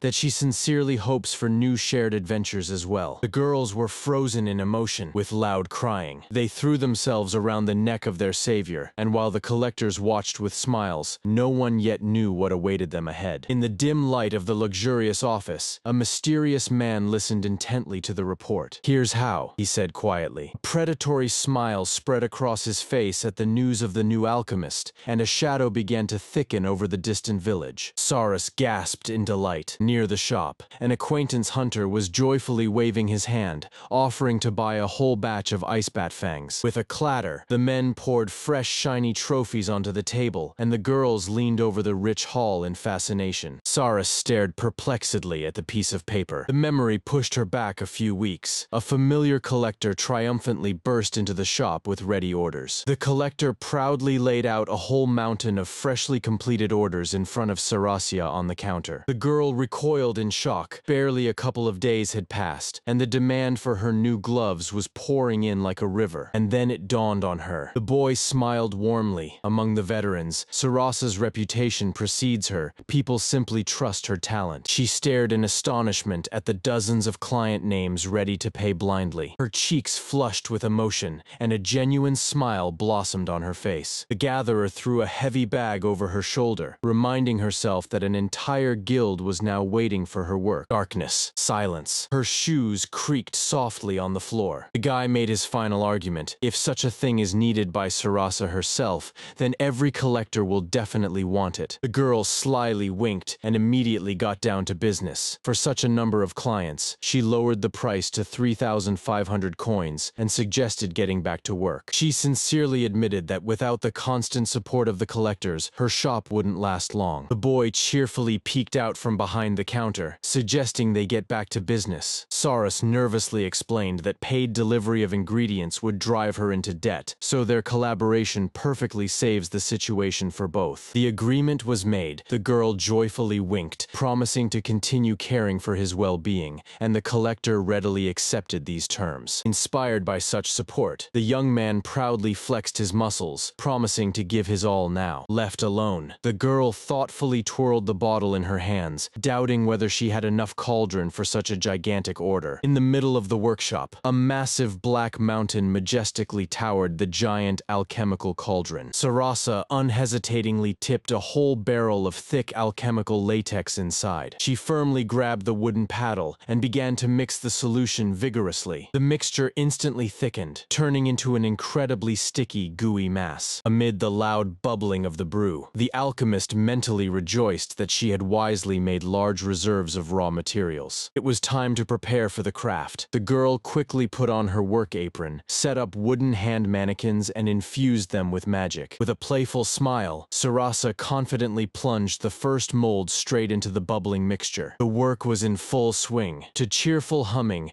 she methodically soaked and dried the mannequins until a whole row of perfect finished gloves lined up on the table. Dry, wet, repeat. Saras was dipping the glove into the boiling pot with a joyful smile. The fabric greedily absorbed the thick magical liquid. Exhausting routine. 200 repetitions just to make a dozen pairs. Suddenly, the door creaked. Lorea joyfully jumped into the workshop to call her friend for lunch. Saras turned with an empty gaze and a creepy smile, mumbling that she had already known non-existence and was ready to ascend. Lorea recoiled in horror upon seeing her friend surrounded by a whole forest of severed arms. The girl could not recover from the shock. Saras calmly explained the situation and asked to wait outside, as the magical process could not be interrupted halfway. Lorea's heart was still pounding, but she breathed a sigh of relief. It turned out to be just ordinary wooden mannequins for alchemy. Finally, Sarasa wearily wiped her forehead in front of the huge basket, completely losing count of the finished products. All the gloves were neatly laid out to dry, and then the cycle started again. The girl, with double the strength, began to stir the next batch in the cauldron. Realizing that she had performed over 1,000 manipulations, Sarasa cracked her stiff shoulders and begged for a massage, while the astonished Lorea counted the crazy 62 ready pairs. She threw another pair of fresh gloves into the overflowing basket. The girl dragged a heavy burden into the yard, happily announcing that it was still too early to stop. She skillfully clipped the last pair onto the clothespin done. The heroine thoughtfully sifted through the rope, suspecting that she had crafted too many pairs simply because of their incredible strength. The girl reassured herself that future orders would more than cover all material costs. She squinted skeptically, realizing that from the outside, it looked like she was growing an army of zombies in her backyard. However, no one looks over the high fence, so she happily set off to have lunch. Dozens of pale gloves ominously swayed in the wind, bidding farewell to the weary craftswoman as she headed home. The night has come. Two of her friends approached the store, cheerfully humming in anticipation of a delicious dinner. The dark-haired girl joyfully raised her fist. They abruptly opened the door with the closed sign, loudly announcing their return. Blonde accidentally glanced at the yard, and the words caught in her throat. In the darkness, rows of severed arms swayed silently. The hostess was just bringing a hot dish to the table when the house shook from a frantic double scream. Two girls hugged tightly, crying tears of intense fright. A little later, the alchemist gathered her friends in the shop, immediately hinting at a serious conversation. She asked to borrow some wisdom,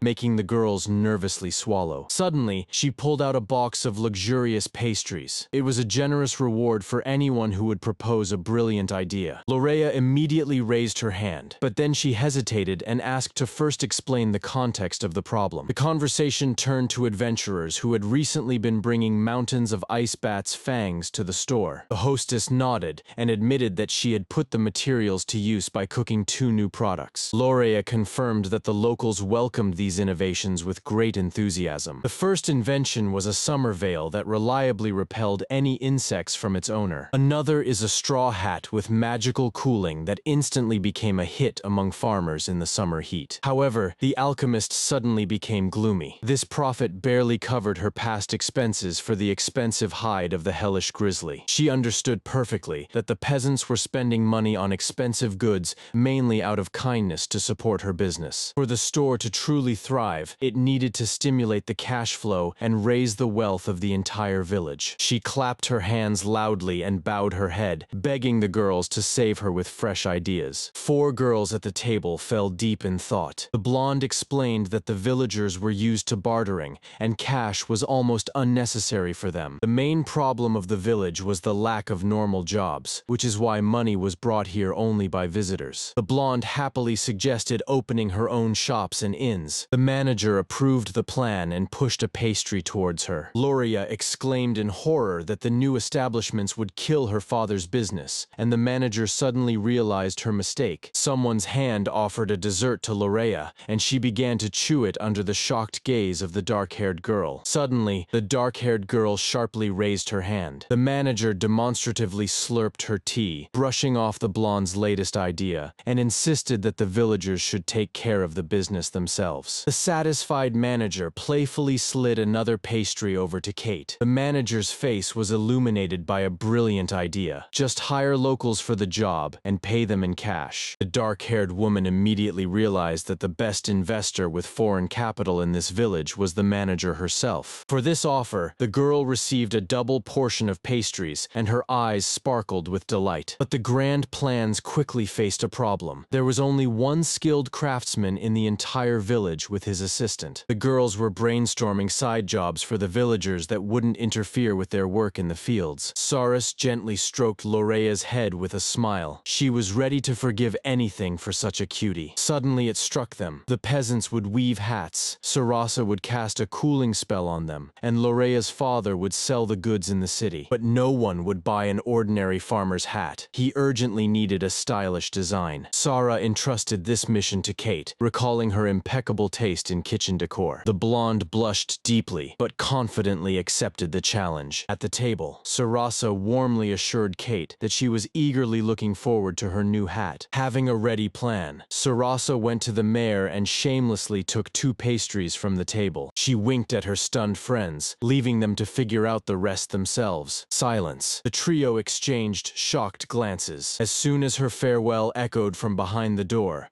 the girls shouted and rushed to play rock, paper, scissors. The dark-haired girl tensed to the limit, preparing for a ruthless battle. After all, there were only 4 desserts in the box for 3 people. The girl chatted casually with the locals, admiring the skilled work of the elderly craftswoman on a straw hat. She thoughtfully warmed her hands over the hot mug. An idea for a large order began to form in her mind. Without thinking for long, she headed straight to the village elder's residence. The breeze carefreely chased the fluff. Over a cup of tea, the foreman gladly supported the initiative. His people were desperately short of money. She listened carefully to his opinion, but when the conversation turned to the volume of work, the girl made an intriguing pause. Grandfather warned that village women can only weave with straw, but she was completely fine with that. She enthusiastically offered to work on the implementation, instantly puzzling the old man. The plan was simple. The villagers made hats themselves and determined their value. Then she took them to her shop to cast special cooling spells, and after the sale, she honestly gave the craftsmen their earned money. The foreman nodded in satisfaction upon hearing that she would accept both simple and expensive styles. But when the girl casually stated that her magic would raise the price of an ordinary hat from 500 to 5,500 coins, the grandfather simply broke out in a cold sweat. With a loud scream, a female figure burst into the room and froze in a theatrical pose. Mer blinked in confusion, trying to understand who would compensate the villagers for their losses if the goods did not sell. The woman stepped into the light and sweetly apologized to Saras for the sudden interruption. It was Erin, the mayor's daughter, who shamelessly eavesdropped at the door. She sternly pointed her finger at her father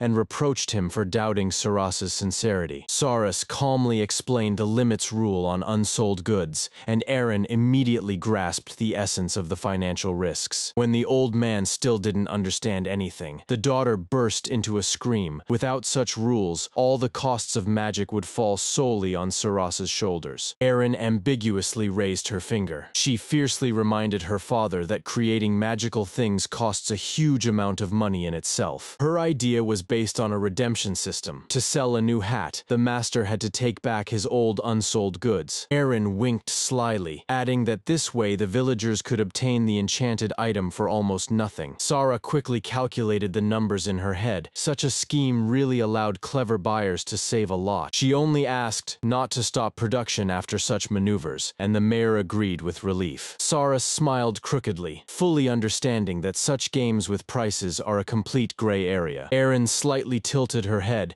and asked with doubt whether this plan would backfire on Sarah herself. The alchemist waved her hands, nervously laughing as she assured that everything was fine, while her husband was already calculating the profit nearby. Just in case, he decided to keep the minimum price only outside the village. There, the goods could be sold for several times more. Moreover, a den of ice bats was conveniently at hand. With such a source of raw materials, the trader was completely at ease about his wallet. Erin's face lit up with excitement as she loudly vowed to make the most beautiful hats for them. The old mayor just stared blankly ahead at his cup, barely keeping up with the guests' nimble ideas. It seems that she has been running the village from behind the scenes all this time, and not her father at all. The girl imperiously commanded to bring all the minor problems to her, leaving the old mayor to sip tea in confusion. The project took off completely. Sarasa was barely peeking out from behind the mountain of finished products. A little later, near the mayor's residence, or rather the estate of Erin herself, the workdays began to boil over. Since the payment for work was not given immediately, only good acquaintances agreed to work on credit. At the very start, only Els and Lorea's mother took hold of the needle, bringing the first masterful hats. Lorea joyfully announced to the girls that the rumors about their earnings had spread instantly throughout the village, and now the neighbors were also mass-producing hats. Things took off at a crazy speed. A regular straw hat cost 500 coins, while a decorated one with a ribbon cost all 700. Kramar Darna started selling their products also in southern Stragu. Saras was working enthusiastically on the new form, genuinely happy that their business was helping the whole village. In addition to regular products, he now specifically supplied them with fabrics and other materials for sewing. Saras was perplexed, curiously examining her friend from head to toe. Suddenly, Sarasa blinked in surprise, asking why Lorea had put a colander on her head, but she indignantly waved her hands. It turned out to be a special 2-layer moisture-proof helmet that the girl developed based on the advice of an acquaintance who is a collector. Sara was sincerely captivated by the craftsmanship with which such an unusual headdress was woven. When asked how she managed to weave such a complex structure,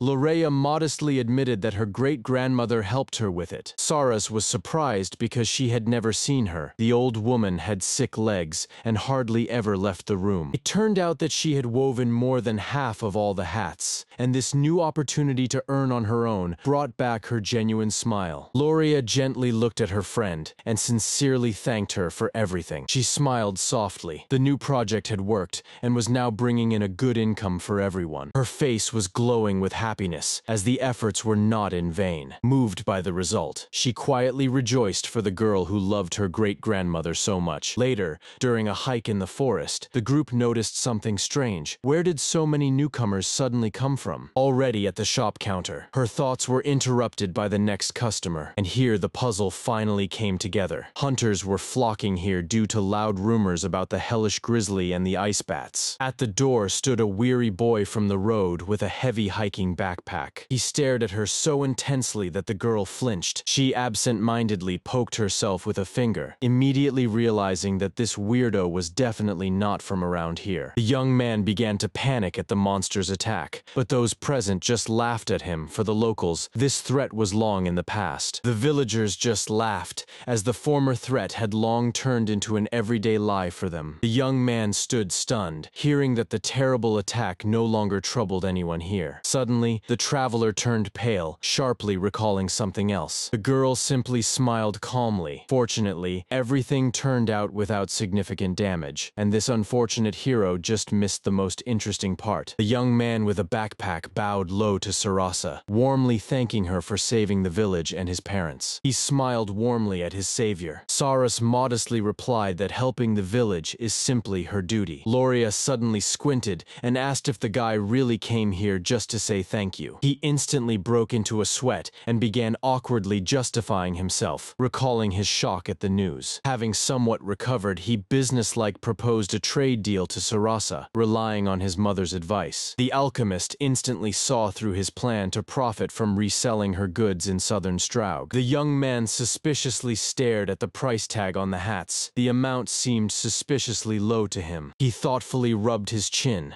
estimating in his mind the potential profit from the seasonal product. Sarah slyly winked and explained that direct supplies of materials from the Bat Cave allow her to keep prices low without losses. The boy listened carefully to the explanation, weighing all the advantages of such cooperation in his mind. A satisfied smile slowly appeared on his face from such a fortunate opportunity. Hearing this, the guy joyfully spread his arms, instantly agreeing to cooperate. But Lorea sarcastically reminded him that this was not his only stop, causing the unfortunate trader to blush again and panacingly beg for silence. Lorea sulkily puffed her cheeks. Gretz, turning into her father's competitor, greatly annoyed the girl. Sarasa suggested to the merchant to exchange hats for the peasants, and he immediately perked up at this idea. The girl stopped him with a gesture to explain that he could only sell what was currently in the store. "You can count on me!" shouted Gretz and shot out the door like a bullet. On the way, he smiled contentedly, feeling that this deal would bring a good profit. Soon, he brought a whole pile of straw hats to the store, greatly surprising both girls. For each finished item, he immediately paid the craftsman with shiny coins. Using old connections, Gretz bypassed the courtyards and personally asked the neighbors for help with weaving. His emphasis on practicality bore fruit. A wide range was gathered to meet any market demands. Having loaded his backpack to the brim, the incredibly happy merchant set off on his journey. While he was traveling, they agreed to hold back half of the payments to the peasants for later, taking care of Els. Lorea continued to grumble discontentedly, but Sarasa gently disagreed. This man brings real money into their village. The days flew by quickly, and summer quietly took over the valley. Darna sold out the entire batch in the south, and Gretz returned with a share of the profit, dropping the bags of coins with a loud clink. The blonde with the tablet happily reported to her friends that their project selling branded hats had worked out excellently. Hearing the joyful news, the friends gasped in shock, not immediately believing in the success. Iris and Lorea comically cried, recalling how much they were weighed down by the feeling of their own uselessness. Kate only awkwardly scratched her cheek while the girls eagerly praised her capital-level design. Although true wealth was still far off, the first ringing coins had already confidently flowed into the village. Inspired by success, Kate cheerfully announced the development of a new product, when suddenly Iris cautiously asked for a moment of attention. Nervously swallowing the lump in her throat, the girl warned about the troubling rumors. A suspicious trader appeared in the village, slouched on the couch with a cigar. The new competitor was already planning his move. In the midst of the unbearable summer heat, Sarasa was delighted with the delivery of a massive refrigerator from the craftsman Geberka. She carefully secured the cooling core inside, inserted the glass panel. The frosty air immediately filled the room. It was only necessary to apply the moisture protection and haul this behemoth to the kitchen on my own back. Saras was sincerely amazed. The device worked perfectly and required no adjustments. To check, she hid several bowls of water in the freezer, and she started to cook a syrup from dried fruits and sugar on the stove. The sweet aroma quickly attracted the curious Lorea. The thick mixture was just dripping off the spoon. Drawn by the wonder, Lorea curiously peered closer, unable to take her eyes off the snowy hill. Lori's eyes sparkled with excitement as soon as Sarasa offered her a taste of the summer dessert. Meanwhile, the water in the bowls froze into solid stone. With a snap of her fingers, Sarasa turned the ice into a fluffy mound of snow,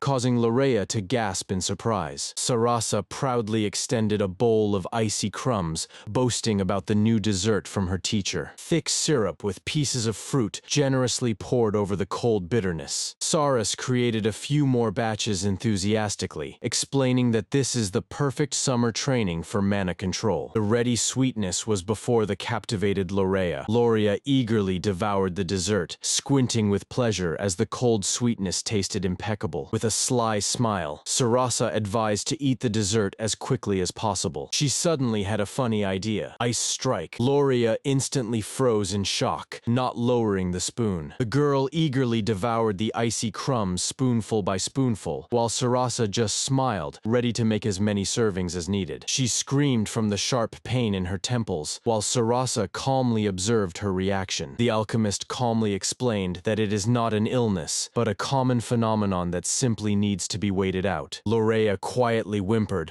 holding her head with tears in her eyes. At her completely logical outrage, Sarasa merely awkwardly scratched her head. She just wanted her friend to feel this pain for once. The girl with pigtails quickly emptied the bowl and demanded a refill just as Kate and Lorea returned to the store. Saras turned around to greet her friends. She placed a new batch of ice with fruit on the table, gently advising the little one to spare her stomach from too much sweetness. Exhausted by the heat, Kate blissfully tilted her face towards the stream of cold air. The girl couldn't get enough of the powerful air conditioner that Sarasa had created thanks to their trophies, the fangs of ice bats. Iris and Kate, exhausted from the heat, enviously fixed their eyes on the cold treat, silently begging for a portion for themselves. With a sly smile, the little conspirator urged her friends that this dessert tastes best when eaten as quickly as possible. The smiling alchemist set off to prepare dessert for the newcomers. Kate clenched her fists, shining with joyful anticipation. A giant ice mountain crashed onto the table. The little one immediately started devouring it, while Kate stared at the block in shock. The draw was successful. Now Kate was gloomily sipping a hot drink, recovering from the hellish pain in her temples. The girls playfully stuck out their tongues at the naive dreamer, openly mocking her. Her recent frenzied gasp from the frozen brain seemed to still echo above the store's roof. Realizing that everyone was in cahoots, Kate suspiciously glanced at Lorea and asked how she had miraculously managed to avoid this trap. Savoring the delicate icy sweetness, the girls squinted in genuine bliss, sipping on a sweet icy dessert. The girls admitted that after such comfort, they would no longer be able to sleep in regular inns. The secret lay in the special blankets gifted by Sarasoya, which did not overheat but pleasantly cooled the body during sleep. Sarah smiled warmly, brushing off the talk about the high cost of gifts. She simply wanted to improve the lives of her people. The girls joyfully beamed from such care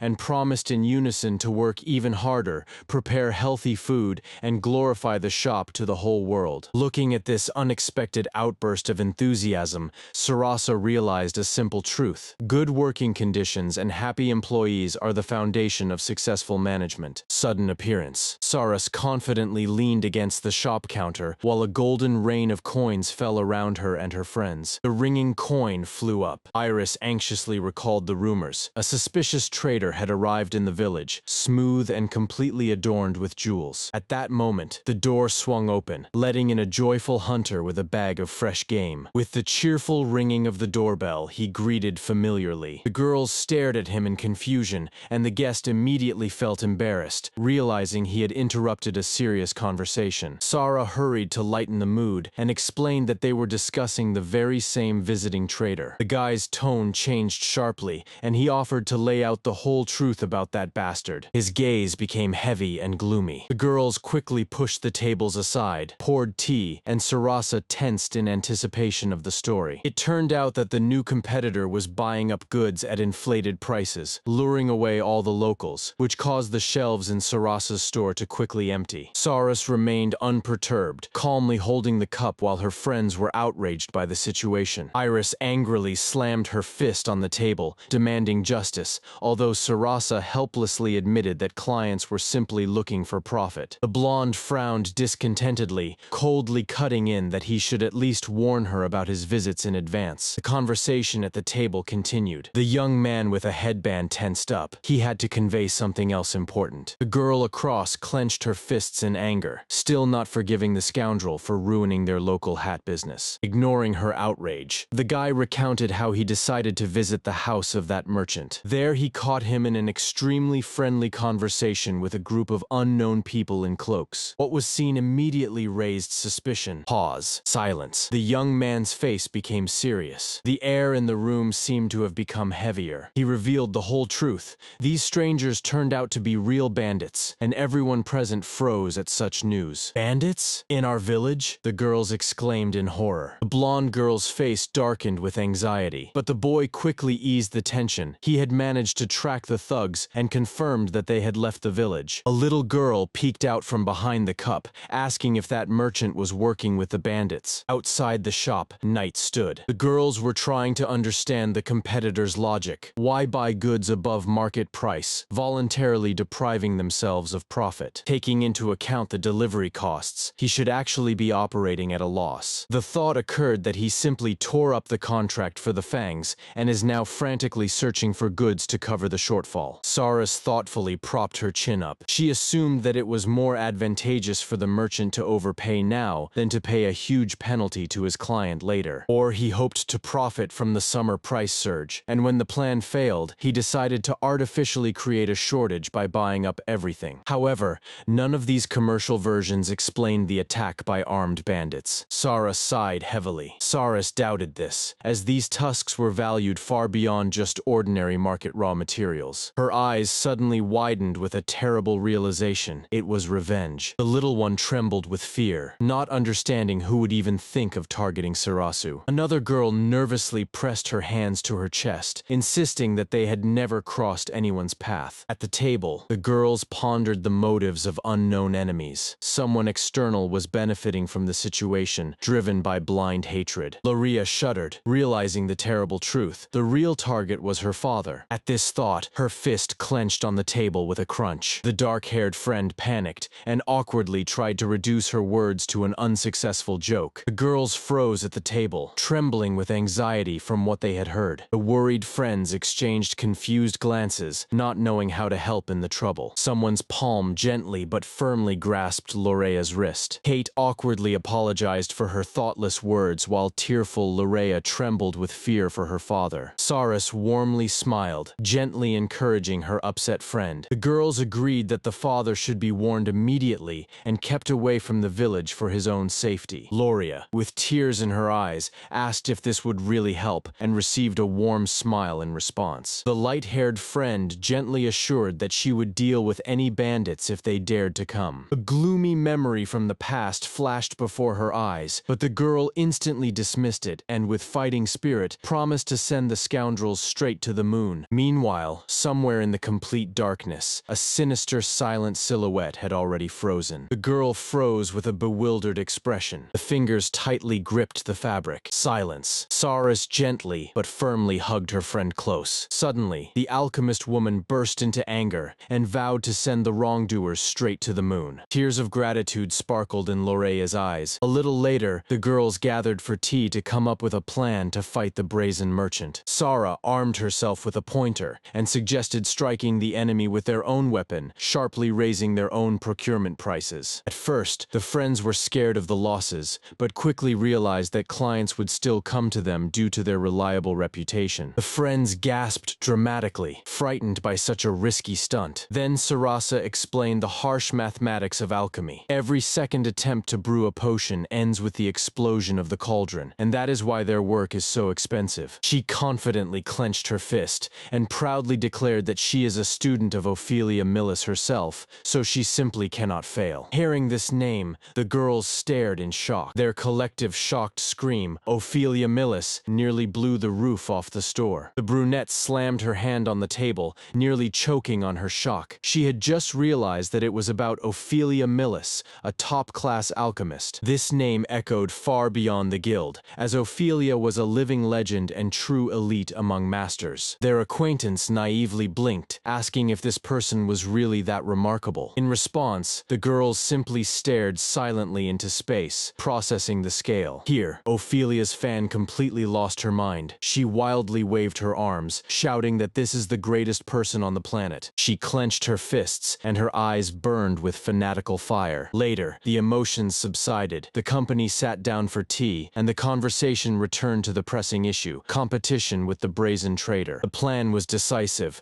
to relentlessly hunt bats and flood the market with fangs, oversaturating the supply. A sinister smile spread across the face of the young alchemist. She planned to test what would deplete faster, the population of monsters or the competitor's capital. Together with local collectors, she could extract hundreds of needles daily, systematically draining all the money from the enemy's wallet. The friends shuddered at this eerie calmness and pressed themselves fearfully into their chairs. Night fell, and from the shop windows came her cheerful assurances that it was just a joke, although the guests guests no longer believed it. She had just seen everyone off, and she sank heavily into the semi-darkness with an utterly exhausted and serious expression. A sign reading "Closed" hung lonely on the door. The sign "Closed" swung silently on the store's door. Saras was sitting alone in the dim light, staring into the void. Memory ruthlessly brought back the most terrible day. Bloodied palms, pierced by an arrow, and a stranger's scream that the parents were killed by bandits. But the past had to remain in the past. Already in the morning, she was cheerfully smiling at the next hunter at the counter. Coins clinked as they fell into the cash register. Lorea was genuinely pleased that their risky plan to inflate purchase prices worked brilliantly. Everyone got richer. Local collectors now earned enough not to skimp on themselves. The tavern was bursting at the seams with the crowd, while Sarasa patiently waited for her main competitor to take the bait. The door swung open abruptly. Breathless, Iris blurted out from the threshold that the competitor had also raised their prices, to which the young owner simply nodded in satisfaction. She chuckled quietly, ominously. The girls eagerly recounted how the greedy buyer raised the payments by as much as 50%, condescendingly jingling coins in front of their noses. The man was firmly convinced that he had finally cornered Sarasa and left her without a drop of valuable goods. The huntresses exchanged worried glances, but the alchemist only burst into sly laughter. The overconfident fool had jumped into her perfect trap himself. Saras calmly acknowledged that the true target of this revenge seemed to be her. Her face was drowned in shadow, and a predatory smile of agreement spread across her lips. Someone slapped their palm on the table, announcing tomorrow's stage of the plan, while the girl with the beret continued to write something fervently. Beneath her excessive cheerfulness lurked the same ominous grin, causing her friend next to her to anxiously ask if everything was all right. In an instant, she joyfully raised her fist, asking the team for support, to which the girls responded with a loud agreement.